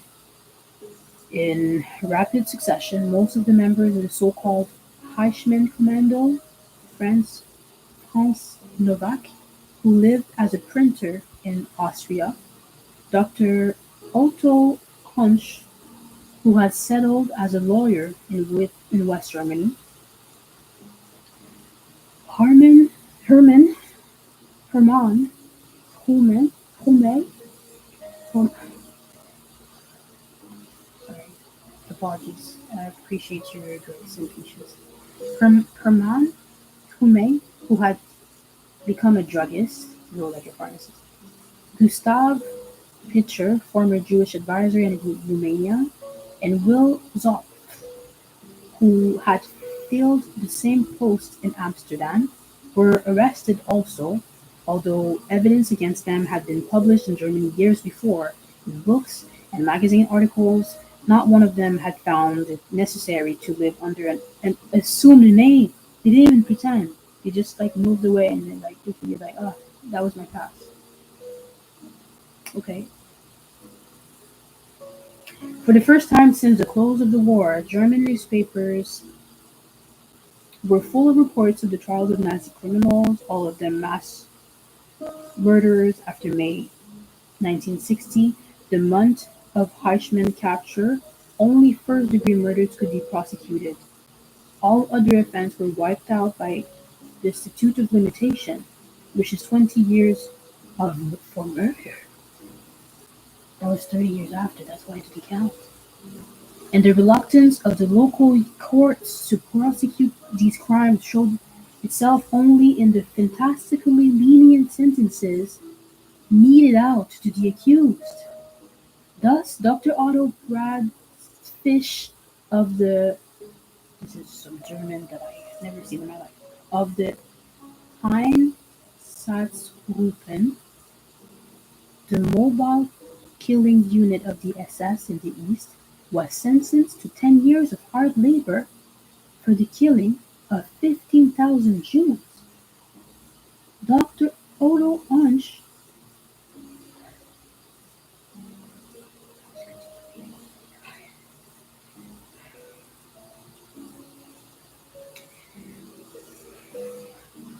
Heisman legal expert and personally responsible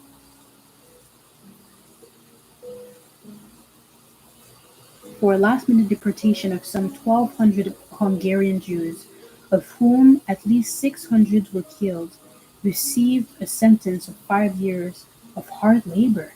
And Joseph,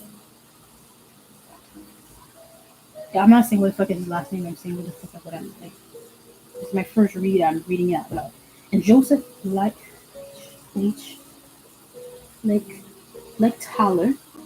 who had liquidated the Jewish inhabitants of Slutsk, it's a real place, and Smolevki,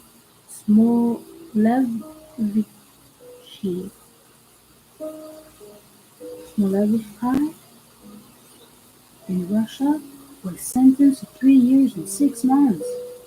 Yo, in 2024, some guy like broke somebody's car window uh, to steal whatever the fudge, and the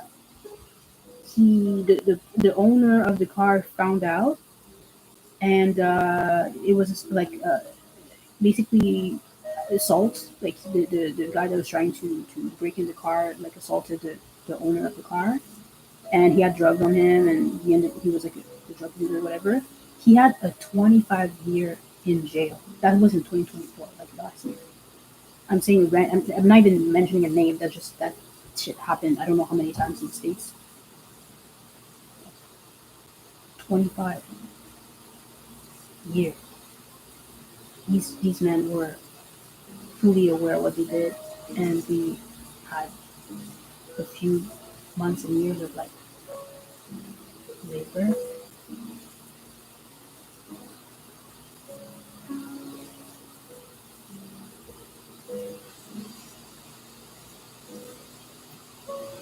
Among the new arrests were people of great prominence under the Nazis, most of whom had already been denazified by the German courts. One of them was SS General Karl Wolff, former chief of Himmler's personal staff, who, according to a document submitted in 1946 at Nuremberg, had greeted him with particular joy the news that for 2 weeks now a train had been carrying every day 5,000 members of the chosen people from Warsaw to Treblinka, and of the eastern killing centers. Another was Wilhelm Kopp, who had at first managed the gassing of Chelmno and then became successor to Frederick Wilhelm Kruger in Poland, one of the most prominent amongst the higher SS leaders, whose tasks it had been to make Poland Judenheim in post-war Germany. Kopp was director of a chocolate factory.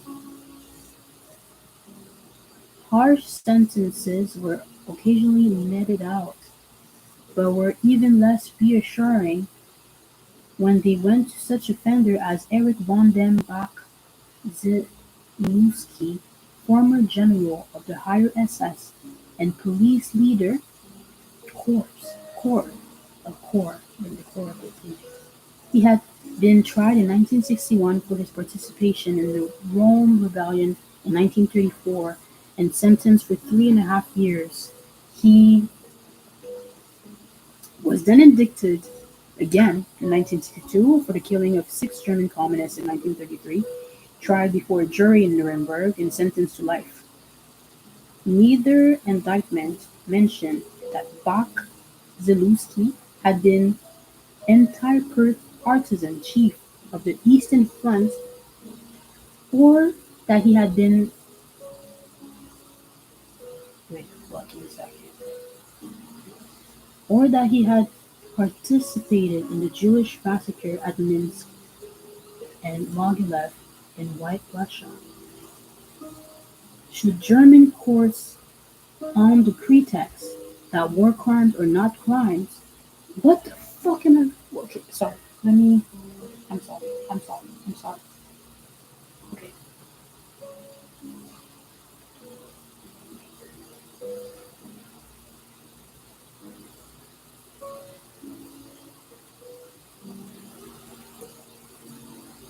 Should German courts, on the pretext that war crimes are no crimes, make ethnic distinctions?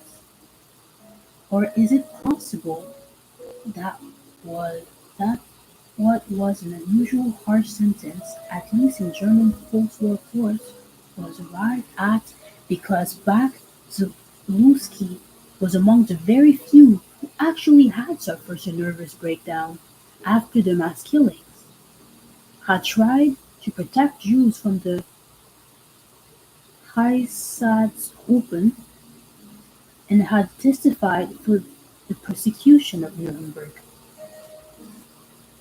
He was also the only one in the category who in 1952 had denounced himself publicly for mass murder, but he was never prosecuted for it. There is little hope that things will change now, even though the Adenauer administration has been forced to weed out of the judiciary more than 140 judges and prosecutors.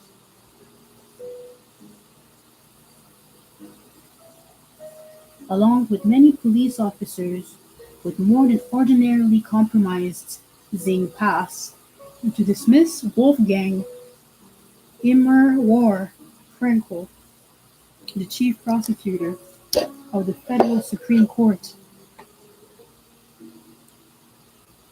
because his middle name, notwithstanding, he had been less than candid when asked about his Nazi past. It has been estimated that of the 11,500 judges in the Bundesrepublik, 5,000 were active in the courts under the Hitler regime. In November 1962, shortly after the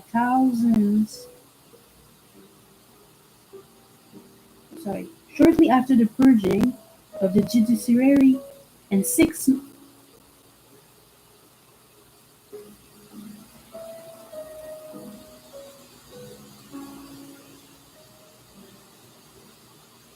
I froze because in February of 2025, the U.S. government removed a lot of information from their public website. And that's all I would say right now. I'm just a little bit in shock. I'm reading this because there's a lot of things that already happened, but we don't know that it already happened because people are not informed. I'm not informed. That's why I'm reading this. And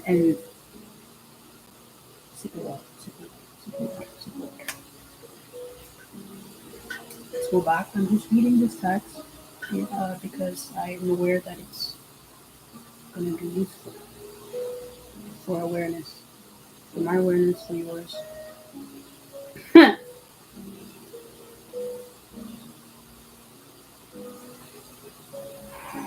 Okay, let's go back. This gentleman. Oh, I hate when I do that. As soon as I press the thing, it zoomed out. Okay, give me about 10 seconds. Okay, we're at page 5, guys. It's not even, it's 35 pages to go. So that's good. Okay. Among the new arrests were people of great prominence under the Nazis, most of whom had already been denazified by the German courts.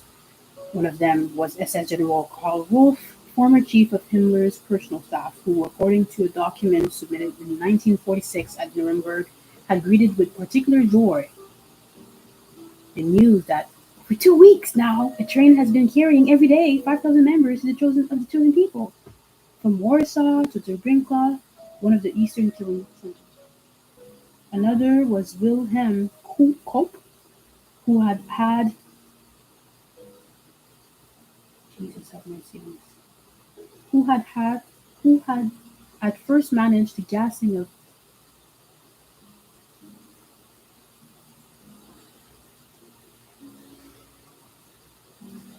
first ma- I'm sorry, this really happened. This is not fiction.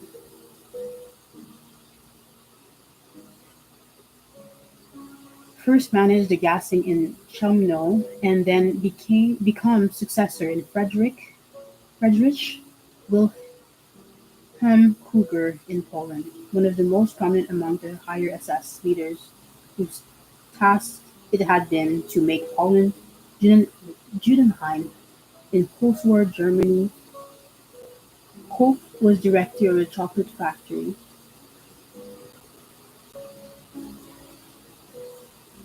The irony of that is harsh sentences were occasionally meted out, but were even less reassuring when they went to such offenders as Erich von den Bach Zelewski, former general of the higher SS and the police leader corps.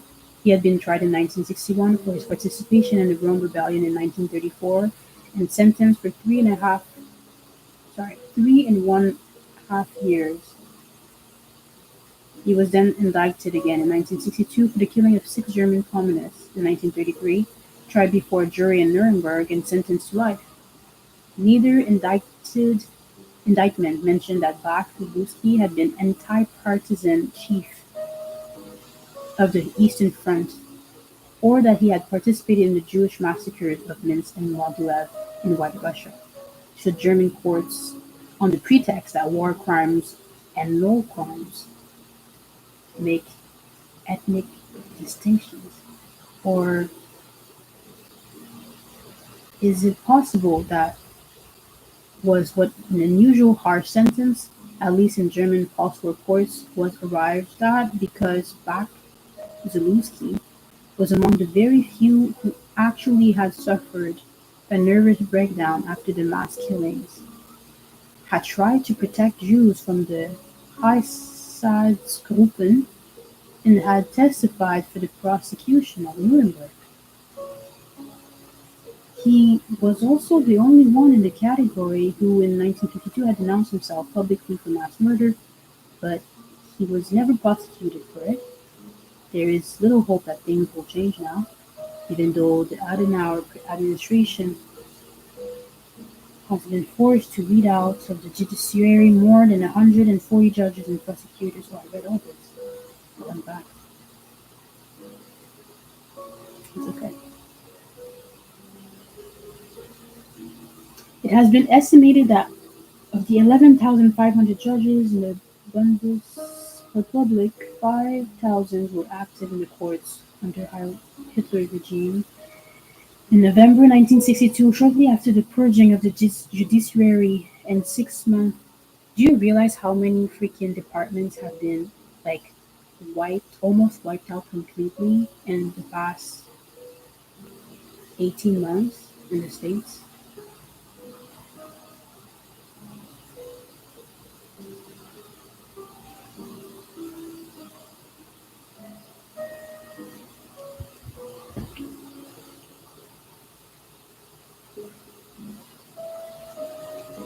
In November 1962, shortly after the purging of the judiciary and 6 months after had disappeared from the news, the long-awaited trial of Martin Felons took place at Flensburg in an almost empty courtroom.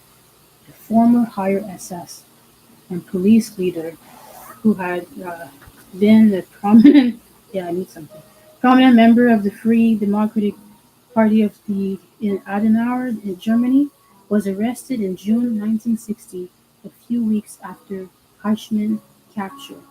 He was accused of participation in and partial responsibility for the murder of 40,000 Jews in Poland.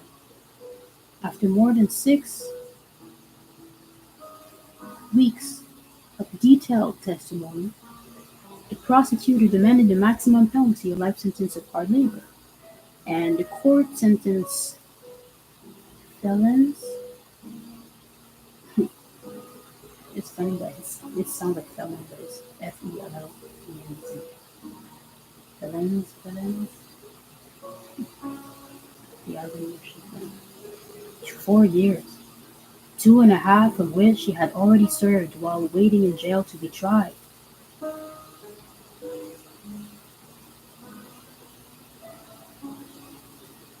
Be that as it may, there is no doubt that the Eichmann trial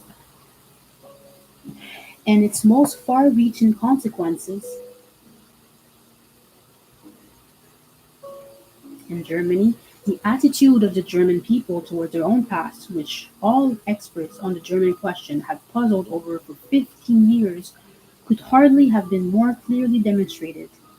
They themselves did not much care one way or the other, and did not particularly mind the presence of murderers at large in the country, since none of them were likely to commit murder of their own free will. It's the whole thing of like why I was under. It was telling me I would never do that myself. It's because somebody else told me to do it, but I did. Therefore, they were safe to be in.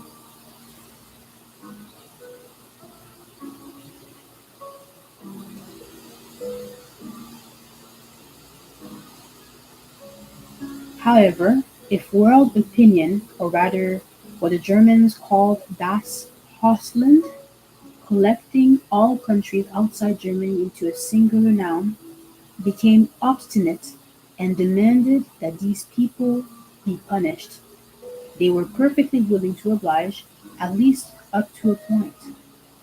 Chancellor Adenauer had foreseen embarrassment and voiced his apprehension that the trial would stir up again all the horrors and produce a new wave of anti-German feeling throughout the world, as indeed it did. During the 10 months that Israel needed to prepare the trial, Germany was busy bracing herself against its predictable results by showing an unprecedented zeal for searching out and prosecuting Nazi criminals within the country before this. But at no time did either the German authorities or any significant segment of public opinion demand Eichmann extradition, which seemed the obvious move, since every sovereign state is jealous of its right to sit in judgment of its own offenders. The official position of the Adenauer government that this was not possible because there existed no extradition treaty between Israel and Germany is not valid. That meant only that Israel could not have been forced to extradite. Fritz Bauer, Attorney General of Hessen, saw the point and applied to the federal government in Bonn to start extradition proceedings. But Mr. Bauer's feelings in this matter were the feelings of a German Jew, and they were not shared by German public opinion. His application was not only refused by Bonn, it was hardly noticed and remained totally unsupported. Another argument against extradition offered by the observers the West German government sent to Jerusalem was that Germany had abolished capital punishment and hence was unable to meet out the sentence Heichmann deserved.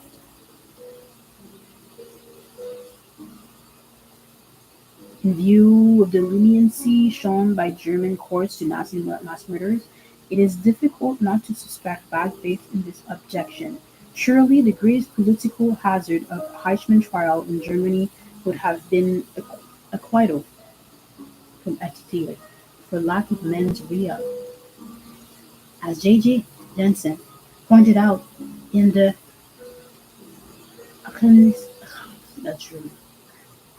Rheinischer Merkur in August 11, 1961.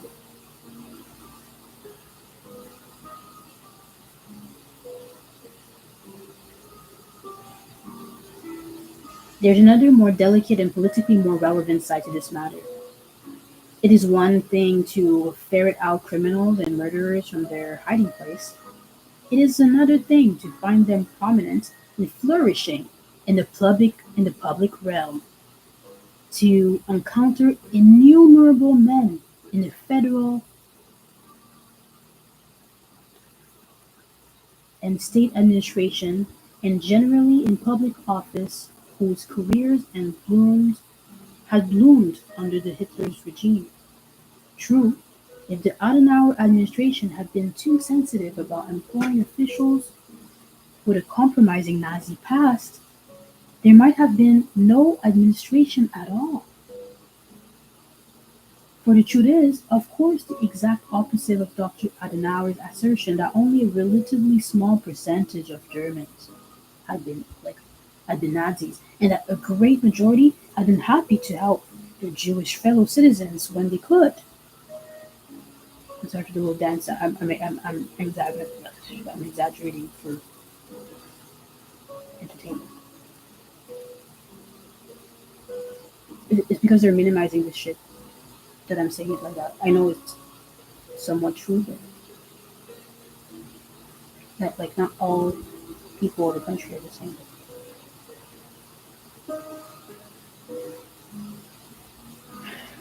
Okay.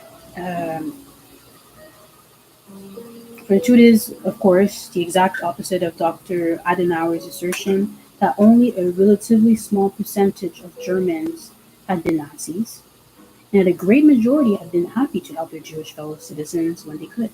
At least one German newspaper, the Frankfurter Rundschau, asked itself the obvious question, long overdue: why so many people who must have known, for instance, the record of the chief prosecutor had kept silent?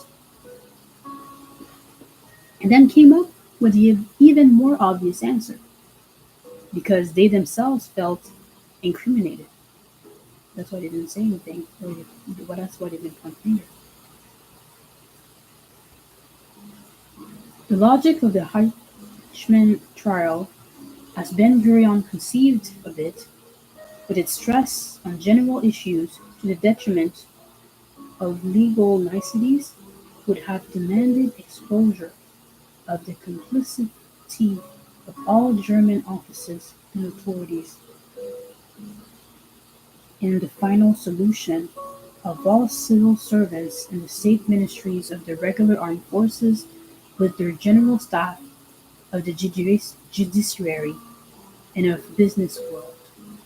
But although the prosecution has conducted by Mr. Hausner went as far afield as to put witness after witness on the stand who testified to things that, while gruesome and true enough, had no or only the slightest connection with the deeds of the accused, it carefully avoided touching upon this highly explosive matter, upon the almost ubiquitous complicity which had stretched far beyond the ranks of party membership.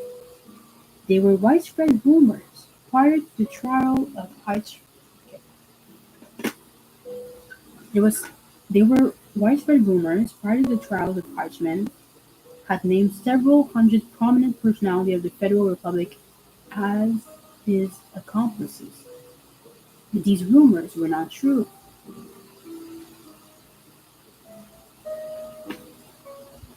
Yeah, intense. Okay.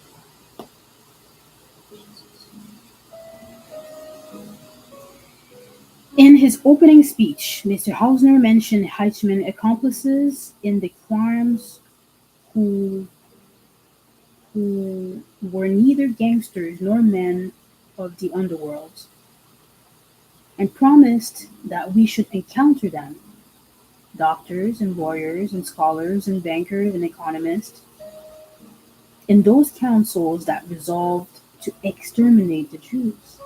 This promise was not kept, nor could it have been kept in the form in which it was made, for there was never for there never existed a council that resolved anything, and the robbed dignitaries with academic degrees never decided on the extermination of the Jews. They only came together to plan the necessary step in carrying out an order given by Hitler. Still,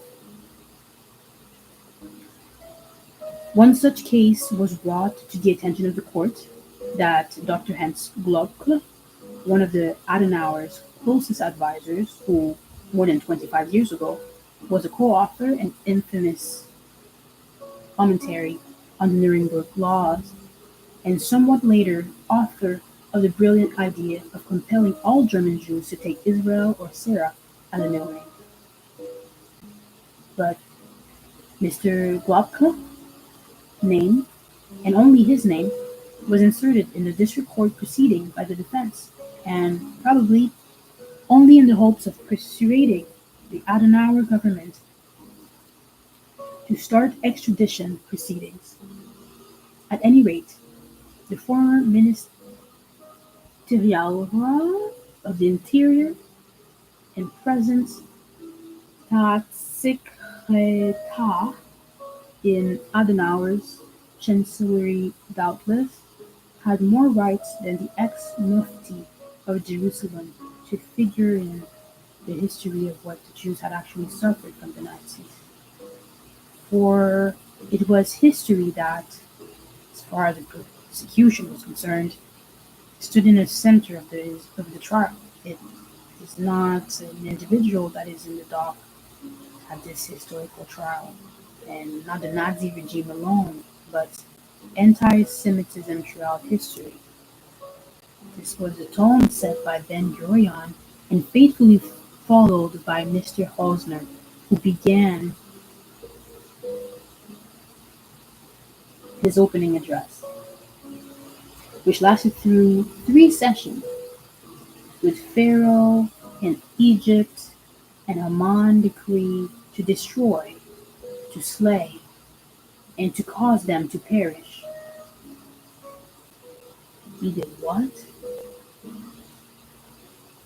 Like they they to start the trial,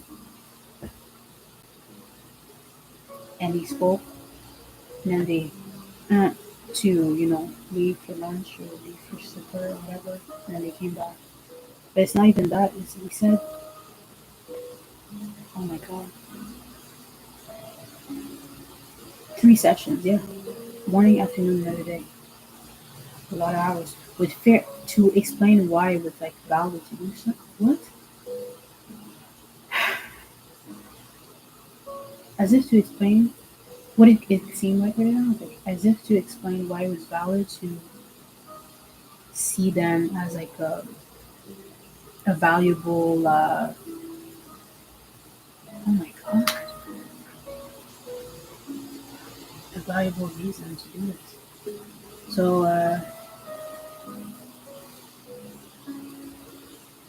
disons pas parler de bonne intention. This was the tone set by Ben-Gurion and faithfully followed by Mr. Hausner, who began his opening address, which lasted through 3 sessions, with Pharaoh in Egypt and Amon's decree to destroy, to slay, to cause them to perish. He then proceeded to quote Ezekiel, "And when I, the Lord, passed by thee, and saw thee polluted in thine own blood, I said unto thee, and thy blood live," explaining that these words must be understood as the imperative that had confronted this nation ever since its first appearance on the stage of history. It was bad history and cheap rhetoric. Worse, it was clearly a cross purpose with putting Heichman on trial, suggesting that perhaps he was only an innocent executor of some mysteriously foreordained destiny, and for that matter, even an of anti-Semitism, which perhaps was necessary to blaze the trail of the blood-stained road traveled by this people to fulfill its destiny. A few sessions later, when Professor Salo W. Barron of Columbia University had testified,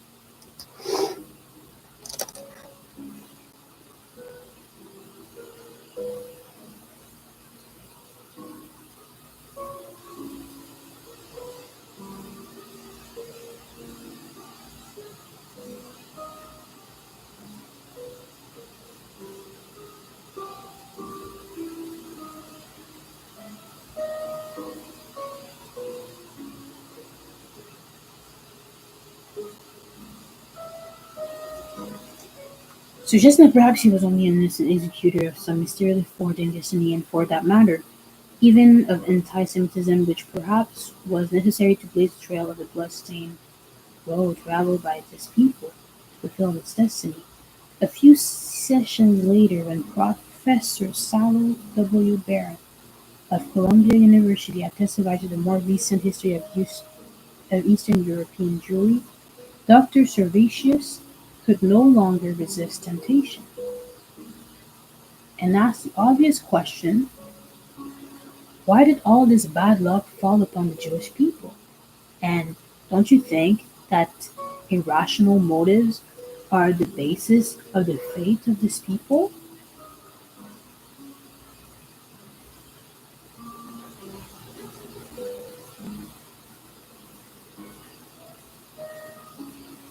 The audacity. Beyond the understanding of human beings, in is not there perhaps something like the spirit of history which bring history forward without the influence of men? Is not Mr. Hausner basically in agreement with the school of historical law? History repeats itself if we don't know history. That's why I'm reading this. An allusion to Hegel, and has he not shown that what the leaders do will not always lead to the aim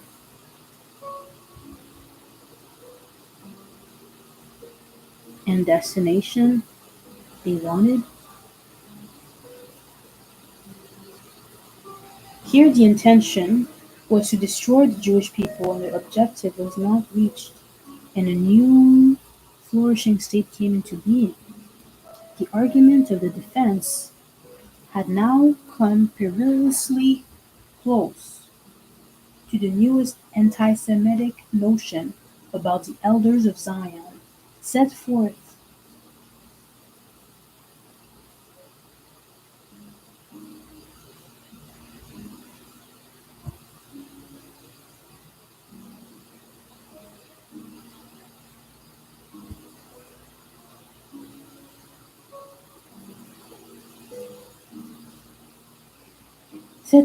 in all seriousness a few weeks earlier in the Egyptian National Assembly by Deputy Foreign Minister Hussein Zulfikar Sabri.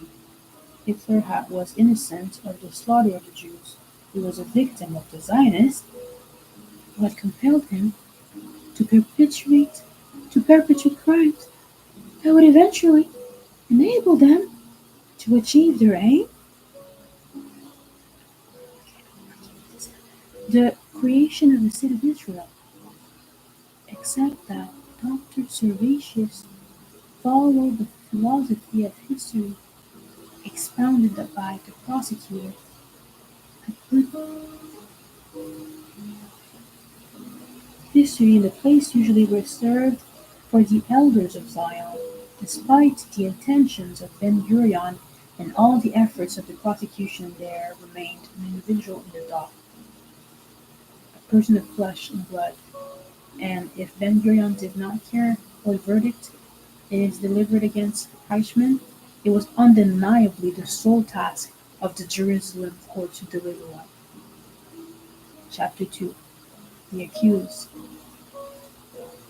Otto Adolf, son of Karl Adolf Eichmann and Maria May Schifferling, caught in a suburb of Buenos Aires on the evening of May 11, 1960, flown to Israel 9 days later, brought to trial in the district court in Jerusalem on April 11, 1961.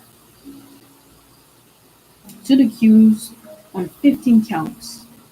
Together with others, he had committed crimes against the Jewish people, crime against humanity, and war crimes during the whole period of the Nazi regime, and especially during the period of the Second World War. The Nazi and Nazi collaborators punishment law of 1950, under which he was tried, provides that a person who has committed one of these offenses is liable to the death penalty. To each count, Eichmann pleaded not guilty in the sense of the indictment.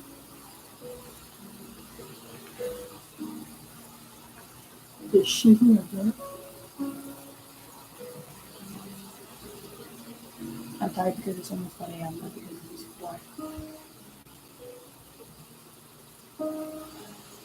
To each count, Eichmann pleaded not guilty in the sense of the indictment. In what sense did he think he was guilty? In the long cross-examination of the accused, according to him, the longest ever known, neither the defense nor the prosecution nor finally any of the three judges ever bothered to ask him the obvious question. His lawyer, Robert Servatius of Cologne, hired by Eichmann and paid by the Israeli government paid for his Nazi lawyer.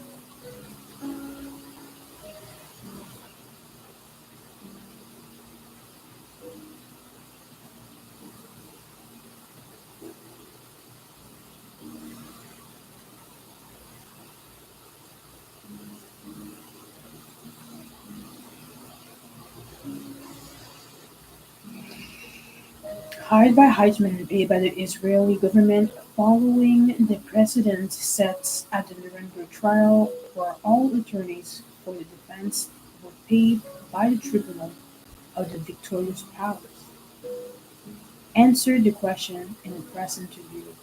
Eichmann feels guilty before God, not before law.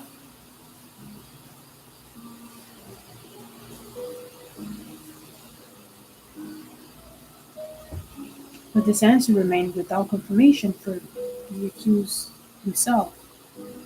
The defense would apparently have preferred him to plead not guilty on the grounds that under the then existing Nazi legal system, he had not done anything wrong.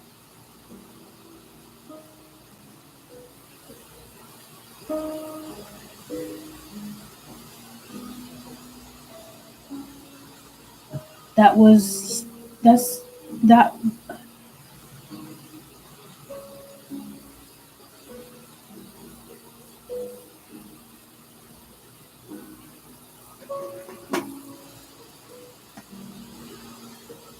the defense would apparently have preferred him to plead not guilty on the ground that under the then existing Nazi legal system, he had not done anything wrong.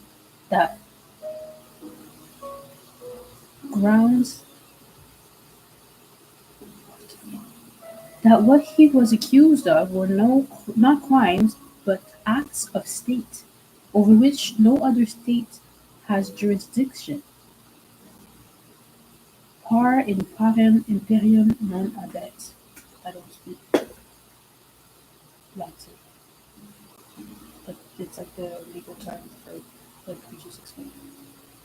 That it had been his duty to obey, and that, in Servatius' words, he had committed acts for which you are decorated if you win, and go to the gallows if you lose.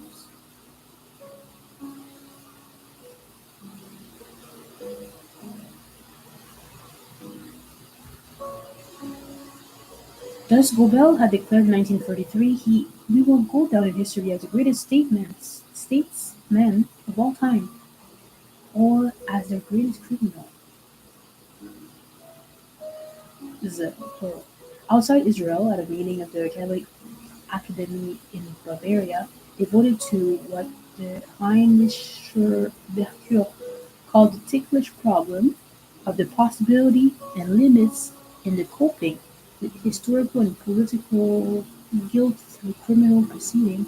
Servatius went a step further and declared that the only legitimate criminal problem of the Eichmann trial lies in pronouncing judgments against the Israeli captors. What?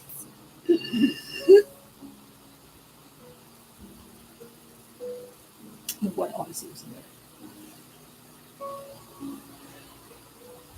Which so far had not been done. A statement, incidentally, that is somewhat difficult to reconcile with his repeated and widely publicized utterance in Israel, which he called the conduct of the trial a great spiritual achievement, comparing it favorably with the Nuremberg trials. Eichmann's own attitude was different. First of all, the indictment for murder was wrong. With the killing of Jews, I had nothing to do. I never killed a Jew, or a non-Jew for that matter. I never killed any human beings. I never gave an order to kill either a Jew or a non-Jew. I just did not do it. Or, as he was later to qualify the statement, it so happened that I had not once to do it, for he left no doubt that he would have killed his own father if he had received an order to that effect. Hence, he repeated over and over what he had already stated in so-called Sassen documents, the interview that he had given in 1955 in Argentina to the Dutch journalist Sassen, a former SS, man who was also a fugitive from justice, and that after Heichmann's capture had been published in part by Life in this country, I think it's a magazine, I'm not sure, in this country, and by Der Stern in Germany, that he could be accused only of aiding and abetting to annihilation, to the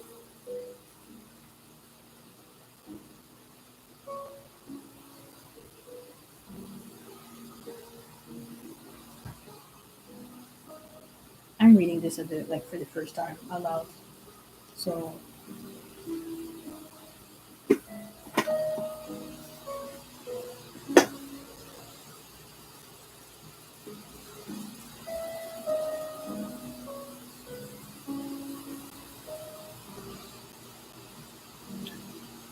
the interview that he had given in 1955 in Argentina to the Dutch journalist Sassen, a former SS man who was also a fugitive from justice, and that from Heichmann capture had been published in part by Life in this country, like the magazine, and by Der Stern in Germany, another publication, that he could be accused only of aiding and abetting the annihilation of Jews, which he declared in Jerusalem to have been one of the greatest crimes in the history of humanity.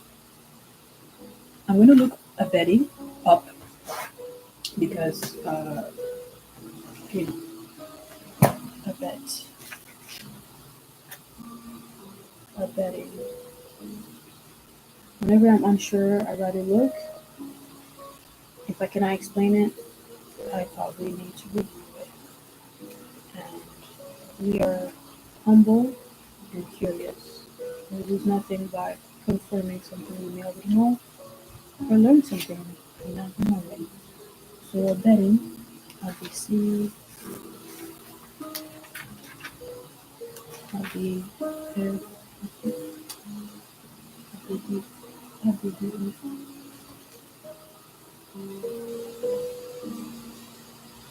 Aberrant, aberrant, aberrant, to go astray, staying from the right or normal way, deviating from the usual or the natural type, atypical, aberrance, aberrancy, aberrantly, aberrant, aberrant group, individual, or structure, a person whose behavior departs substantially from the standard.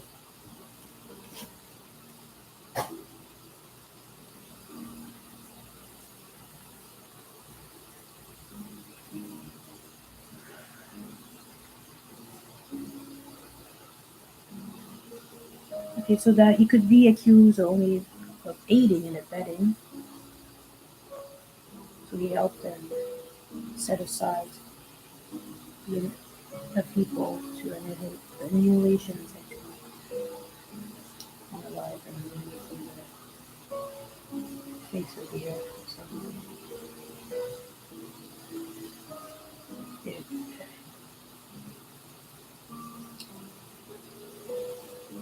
the defense paid no attention to Heichmann's own theory, but the prosecution wasted much time in an unsuccessful effort to prove that Heichmann had once, at least, killed with his own hands a Jewish boy in Hungary, and it spent even more time and more successfully on a note that Prince Rademacher, the Jewish expert in the German Foreign Office, had scribbled on one of the documents dealings with Yugoslavia during a telephone conversation which read, Heichmann proposed shooting. This turned out to be the only order to kill, if that is what it was, for which there existed even a shred of evidence. The evidence was more questionable than it appeared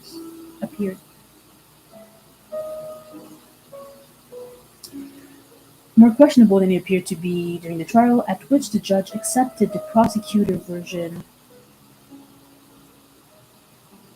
against Heichmann's categorical denial. A denial that was very ineffective, since he had forgotten the brief incident of near 8,000 people, which was not so striking, as Servatius put it. The incident took place in the autumn of 1941, 6 months after Germany had occupied the Serbian part of Yugoslavia. The army had been plagued by partisan warfare ever since, and it was the military authorities who decided to solve two problems at a stroke by shooting 100 Jews and Gypsies as hostages for every dead German soldier.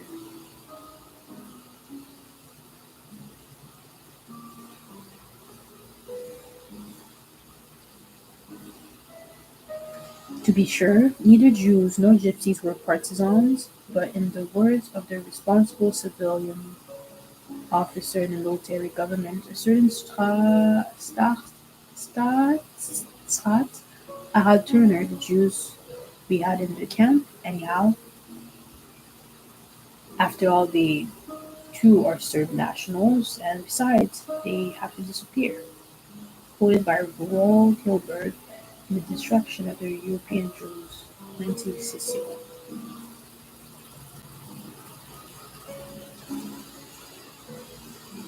I feel myself associating them. I'm not, but like,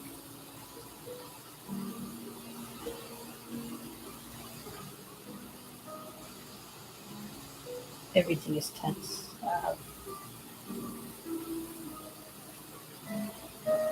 To continue, at least to finish the chapter. The camp had been set up by General Franz Bohm, military governor of the region, and they housed Jewish males only. Neither General Bohm nor Staatsrat Turner waited for Eichmann's approval before starting to shoot Jews and Gypsies by the thousands. The trouble began when Bohm, without consulting the appropriate police and its authorities, decided to deport all his Jews, probably in order to show that no special troops operating under a different command were required to make Serbia Judenheim. Oh my god, Judenheim means without Jews. Okay, we learn every day. Heichmann was informed, since it was a matter of deportation, that he refused approval because the move would interfere with other plans. But it was not Heichmann, but Martin Luther of the Foreign Office who reminded General Brome that in other territories, meaning Russia, other military commanders have taken care of considerably greater numbers of Jews without even mentioning it.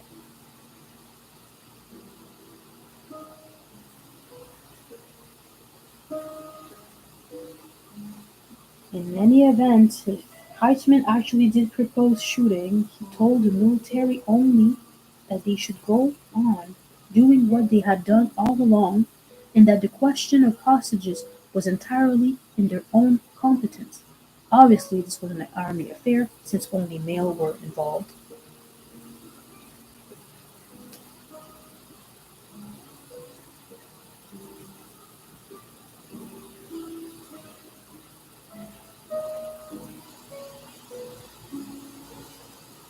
The implementation of the final solution in Serbia started about 6 months later, when women and children were rounded up and disposed of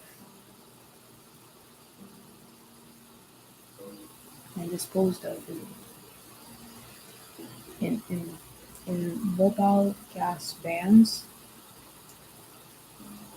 During cross-examination, Eichmann, as usual, chose the most complicated and least likely explanation.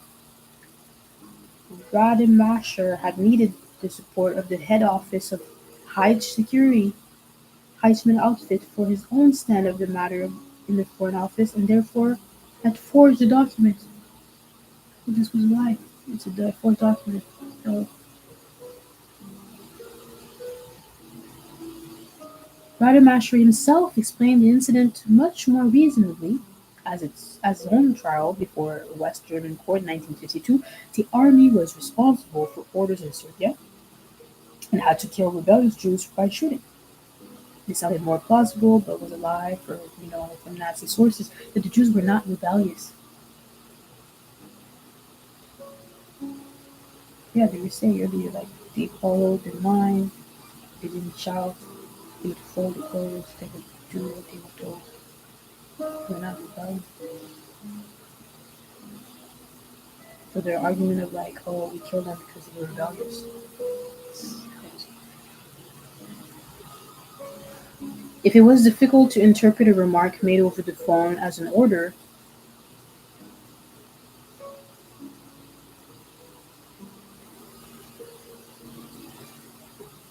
let's go and show a comment over the phone, you're like, oh yeah, that was obviously an order for me to kill thousands of people because he made an illusion. It was more difficult to believe that Heichmann had been in a position to give orders than to the general of the army. Would he then have pleaded guilty if he had been indicted as an accessory to murder? Perhaps, but he would have made important qualification. What he had done was a crime only in retrospect, and he had always been a law-abiding citizen because Hitler's orders, which he had certainly executed to the best of his ability, had possessed the force of law in the Third Reich. The defense could have quoted in support of Heichmann's thesis the testimony of one of the best-known experts of constitutional law in the Third Reich, Theodor Mons, Maunz, currently Minister of Education and Culture in Bavaria, who stated in 1943 in Gestalt and Rechtfertigungspolizei, the command of the Führer, which is, you know, is the absolute center of the present legal order. Everything he says is law. Those who today told Eichmann, Eichmann that he could have acted differently simply did not know or had forgotten how things had been. He did not want to be one of those who now pretended that they had always been against it, whereas in fact they had been very eager to do what they were told to do. However,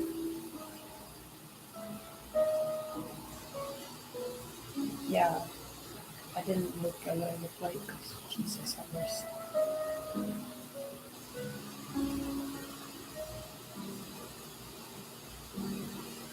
Those who today told Heitman that he could have acted differently simply did not know that, or had forgotten how things had been. He did not want to be one of those who now pretended they had always been against it, whereas in fact they had been very eager to do what they were told to do. However, time changes, and he, like Professor Mons, had arrived at different insights. What he had done, he had done. He did not want to deny it. Rather, he proposed to hang himself in public as a warning example for all anti-Semites on this earth. But this he did not mean to say that he regretted anything. Repentance is for little children. End of quote.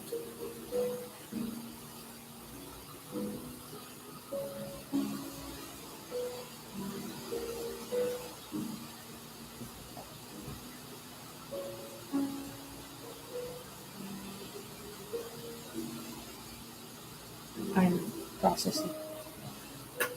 Even under considerable pressure from his lawyers,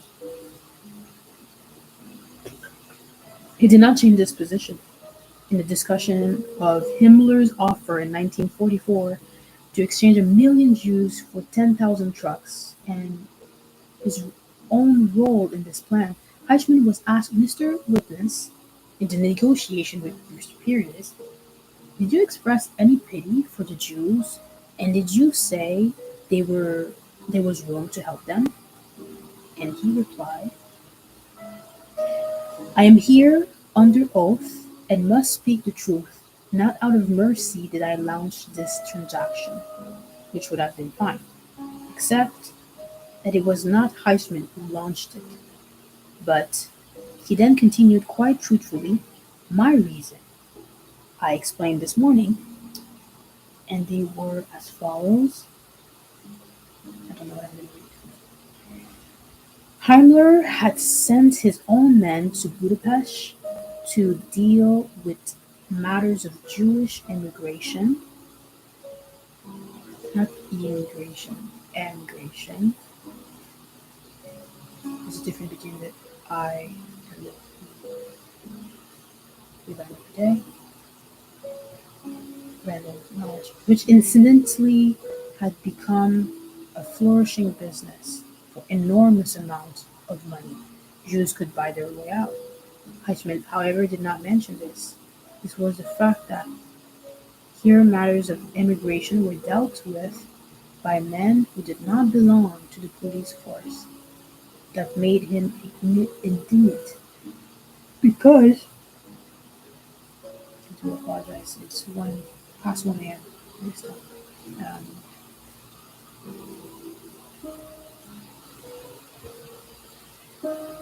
it was the fact that here matters of immigration were dealt with by a man who did not belong to the police force. That made him indignant because I had to help and to implement deportation and matter of immigration, on which I consider myself an expert, were assigned to a man who was new to the unit. I was fed up. I decided I had to do something to take matters of immigration into my own hands.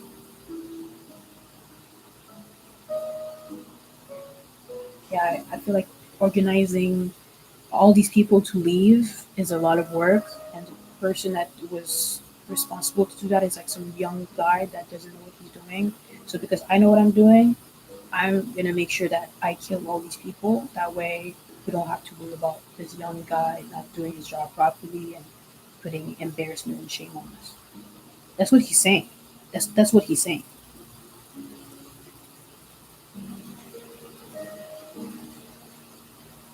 Let's go back.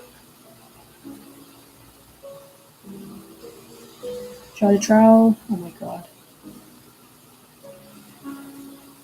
Throughout the trial, Heijman tried to clarify, mostly without success, the second point in his plea of not guilty in the sense of the indictment.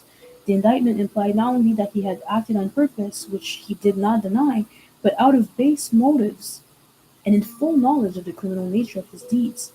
And as for the base motive, he was perfectly sure that he was not what he called an inner Schwe. This is German. Schweinhund? Schweinhund? A dirty bastard in the depth of his heart. And as for his conscience, he remembered perfectly well that he would have had a bad conscience only if he had not done what he had been ordered to do, to ship millions of men, women, and children to their death with great zeal and the most meticulous care. This admittedly was hard to take. Half a dozen psychiatrists had certified him as normal, more normal at any rate than I am after having examined him. One of them was said to have exclaimed, while another had found that his whole psychological outlook, his attitude towards his wife and children, mother and father, brother and sisters, and friends, was not only normal but most desirable. And finally, the minister, who had 8 regular visits to him in prison after the Supreme Court had finished hearing his appeal, reassured everybody by declaring Heijmen to be a man with very positive ideas.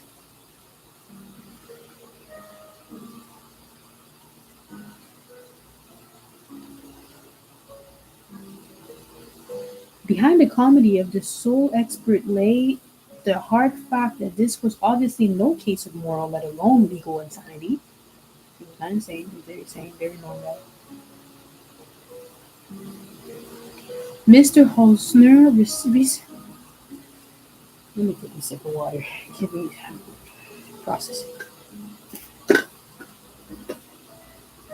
I read this and I'm thinking of like, the people that work for, they do the drug bust, they have no problem like breaking into somebody's home because they know there's somebody potentially that is selling or using, and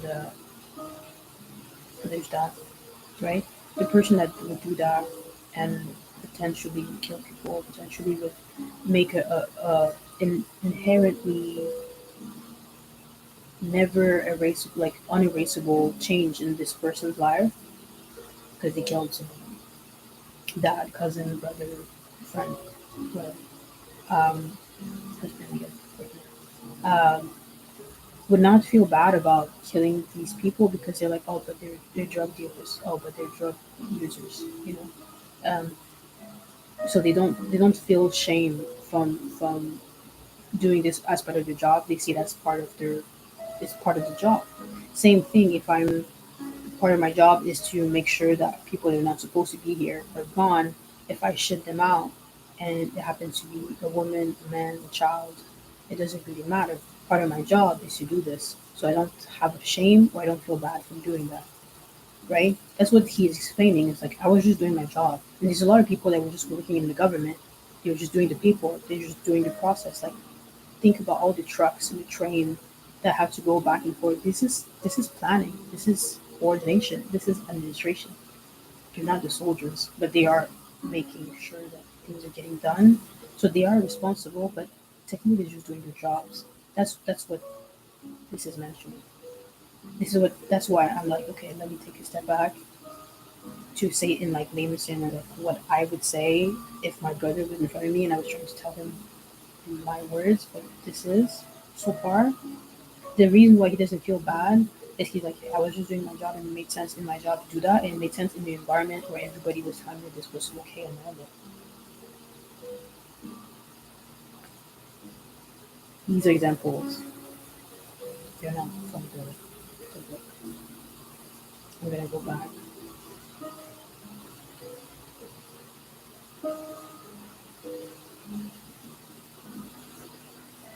This admittedly was hard to take. Half a dozen psychiatrists had certified him as normal, more normal at any rate than I am after a dozen psychiatrists had certified him as normal, more normal at any rate than I am after having examined him.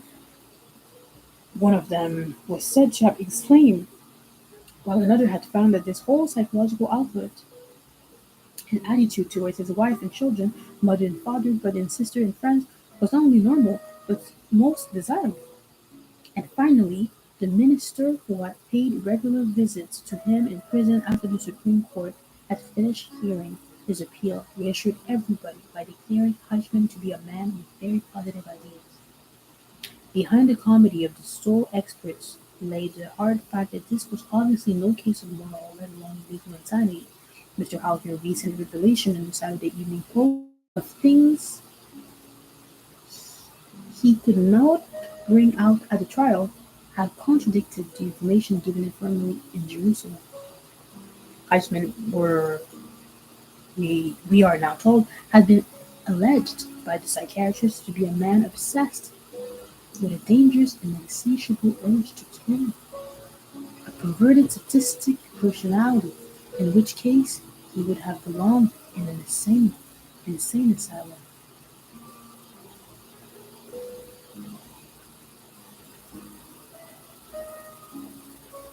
Worse, his was obviously also no case of insane hatred of Jews, or fanatical anti-Semitism, or indoctrination of any kind. He personally never had anything whatever against Jews. On the contrary, he had plenty of private reasons for not being a Jew hater. I mean, to be sure, they were fanatic anti-Semites among his closest friends. For instance, Laszlo Andrei, state secretary in charge of political Jewish affairs in Hungary, who was hung in Budapest in 1946. But this, according to Hushman, was more or less in the spirit of some of my best friends are anti-Semites. Because my best friends are black people, so I can't be racist.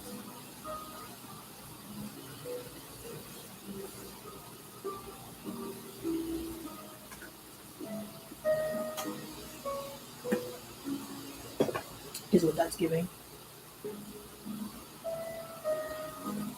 Alas, nobody believed him. The prosecutor did not believe him because that was not his job. Counsel for the defense paid no attention because he, unlike Eichmann, was to all appearances not interested in questions of conscience.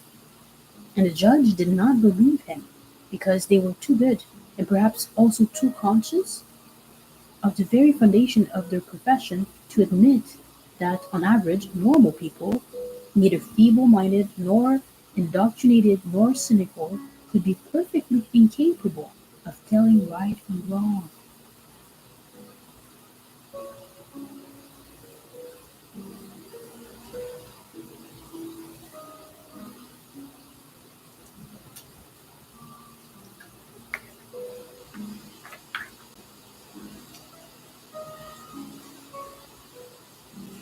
He preferred to conclude from occasional lies that he was a liar, and missed the greatest moral and even legal challenge of the whole case. The case rested on the assumption that the defendant, like all normal persons, must have been aware of the criminal nature of his acts, and Eichmann was indeed normal insofar as he was no exception within the Nazi regime. However, under the conditions of the Third Reich, only exceptions could be expected to react normally. This simple truth of the matter created a dilemma for the judges which they could neither resolve nor escape. He was born March 19, 1906 in Solingen, a German town in Rhineland, famous for its knives, scissors, and surgical instruments. 54 years later, indulging in his favorite pastime of writing his memoir, he described this memorable event as follows: Today, 15 years and a day after May 8, 1945, I began to lead my thoughts back to that 19th of March of the year 1906, when at 5 o'clock in the morning I entered life on earth in the aspect of a human being. The manuscript has not been released by the Israeli authorities. Harry English succeeded in studying his autobiography for half an hour, and the German Jewish weekly Der Death of Poe was able to publish short excerpts from it. According to this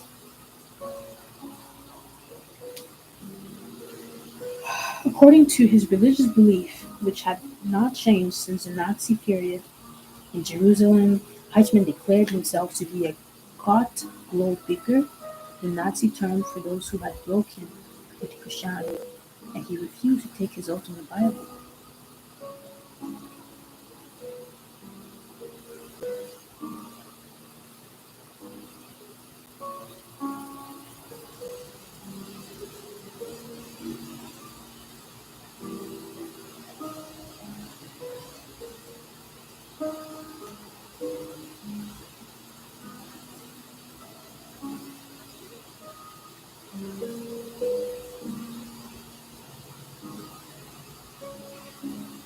This event was to be ascribed to a higher bearer of meaning, an entity somehow identical with the movement of the universe, to which human life in itself, devoid of higher meaning, well, you have to have no higher meaning if you killed over 40,000 people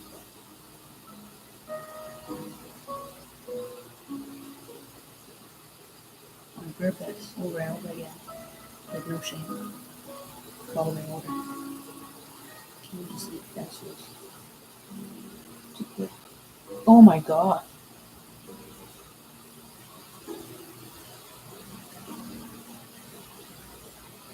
This event was to be ascribed to a higher bearer of meaning, an entity somehow identical with the movement of the universe, to which human life, in itself devoid of higher meaning, is subject. Terminology is quite suggestive. To call God a Ohren Sinestrage meant linguistically to give him some place in the military hierarchy, since the Nazis had changed the military recipient of order, the this is German, Bef, Befehlsempfänger, into a bearer of orders, a Befehlsträger, indicating, as in the ancient bearer of ill tidings, the burden of responsibility and of importance that weighed supposedly upon those who had to execute orders. Moreover, Heitzman, like everyone connected with the final solution, was officially a bearer of secrets.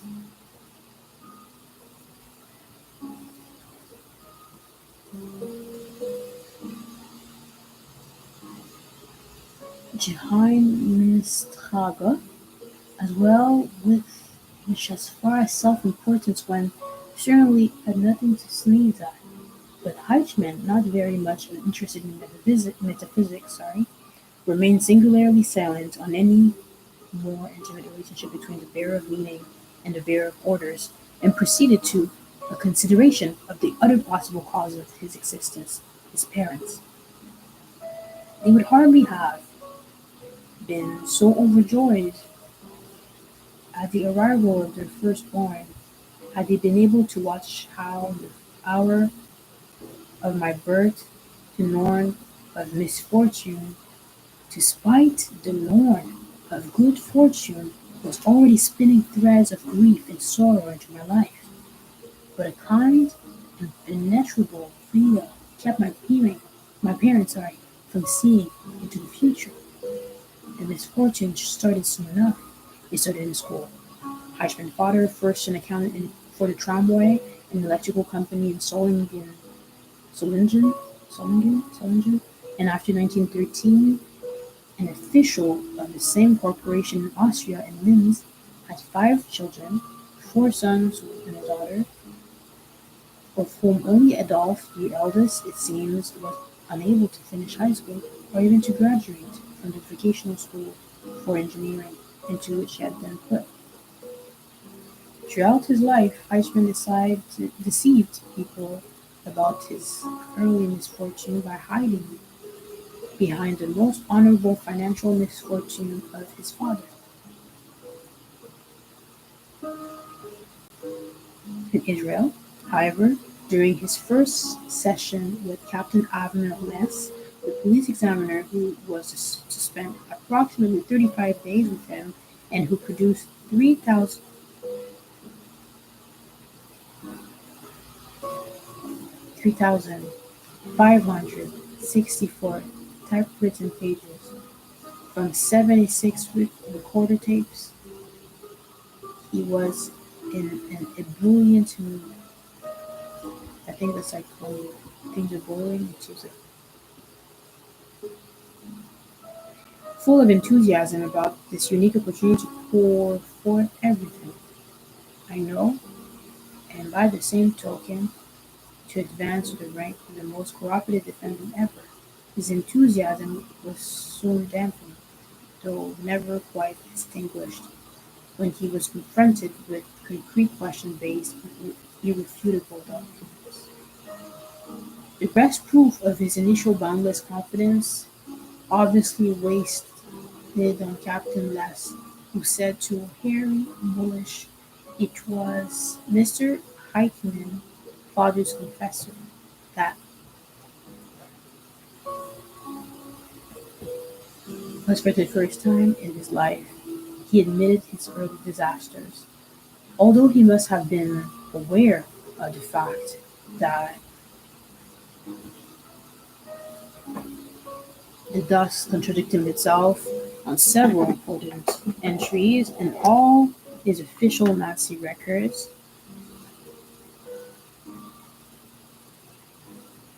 While the disasters were ordinary, since he had not exactly been the most hardworking pupil, or one may add the most gifted, his father had taken him first from high school and then from vocational school long before graduation, since hence the profession that appears on all his official documents, construction engineer, had about as much connection with reality as the statement that his birthplace was Palestine and that he was fluent in Hebrew and Yiddish, another outright lie.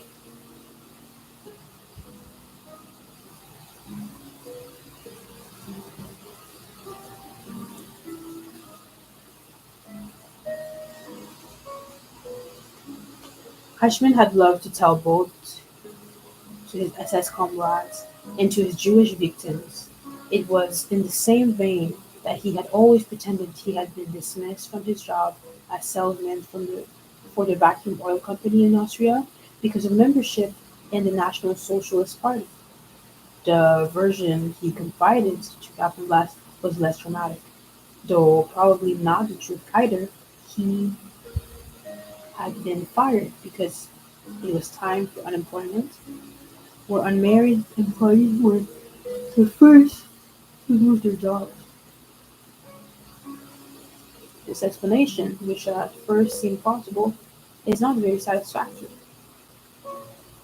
because he lost his job in the spring of 1933 when he had been engaged for 2 full years to Veronica, or Vera, Olivo, who later became his wife, which, had he not married her before, when he still had a good job, he finally married in March 1935, probably because bachelors in the SS, as in the vacuum oil company, were never sure of their job and could not be promoted. Interesting. Very interesting to have the reminder of like getting married was not just a thing about being in love, it was just really a way to be financially stable and to grow within your career, which was necessary. If you're not married, you might get fired. Sure. Okay. Clearly, clearly, I'm gonna go to bed soon. Finish this chapter. Clearly, bragging had always been one of his cardinal vices. While young Heichmann was doing poorly in school, His father left the tramway and electricity company and went into business for himself. He bought a small mining enterprise and put his company and went into business for himself. Oh, sorry. He bought a small mining enterprise and put his unpromising youngster to work in it as an ordinary mining laborer, but only until he found him a job in the sales department of an electric company, where Heisman remained for over 2 years. He was now about 22 years old and without any prospect for a career. The only thing he had learned, perhaps, was how to sew. I'm sorry. What that happened was, I was there's no way to say it means. I'm sorry. What then happened was what he himself called his first break, of which again he would rather different. He would he. Oh, you know what?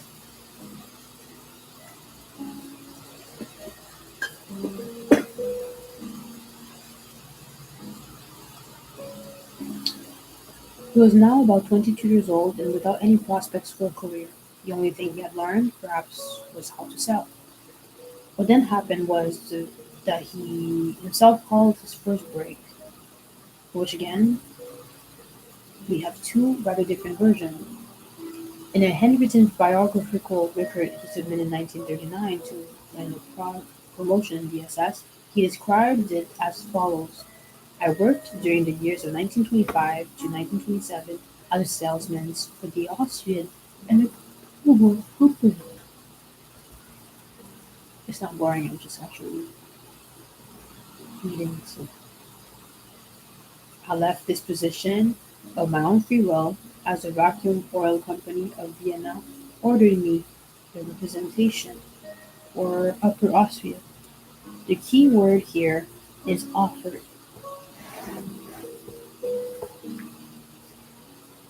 Since according to the story he told Captain Lass in Israel, nobody had offered him anything. His own stepmother, a man he called uncle, who was president of the Austrian Automobile Club and was married to the daughter of a Jewish businessman in Czechoslovakia.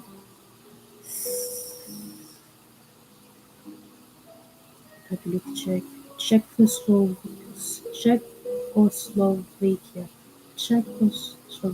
let me check. Czechoslovakia, Czechoslo- Czechoslovakia, okay, had used this connection with the general director of the Austrian Vacuum Oil Company, a Jewish Mr. West, to obtain for his misfortune, for his unfortunate relation, a job as traveling salesman. And I'm gonna stop here. It's 1:42 a.m. And I grossly underestimated the amount of time this would take. No regrets, no regrets, guys. What I'm gonna do is tomorrow I'll come back. We're at chapter 2 now of this title. Actually, I said tomorrow, but next time I come back on live, if it's tomorrow, great. The thing is, we're already today. Tomorrow would be on Thursday. So on Thursday, I'll come back. I officially started to read this because I thought, like, oh, it's only 40 pages. 40 pages is long. First of all, I didn't take account that reading out loud is not as fast as reading in your head. And two, this is not about peanut butter and jelly, fam. So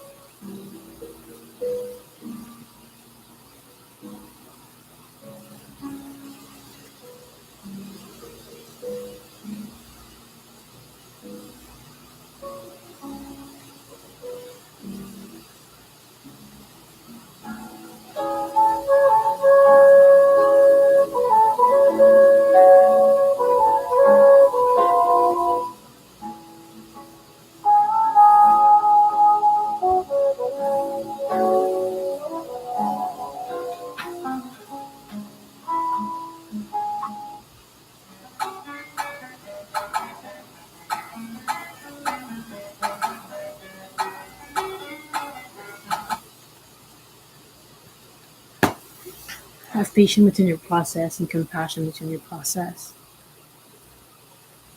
Keep your head up. Moderation, balance is where it's at. So with moderation, I'm gonna bid yourself good night. And we are at this point with Wednesday morning, but I'll come back on Thursday to continue the rest. To continue.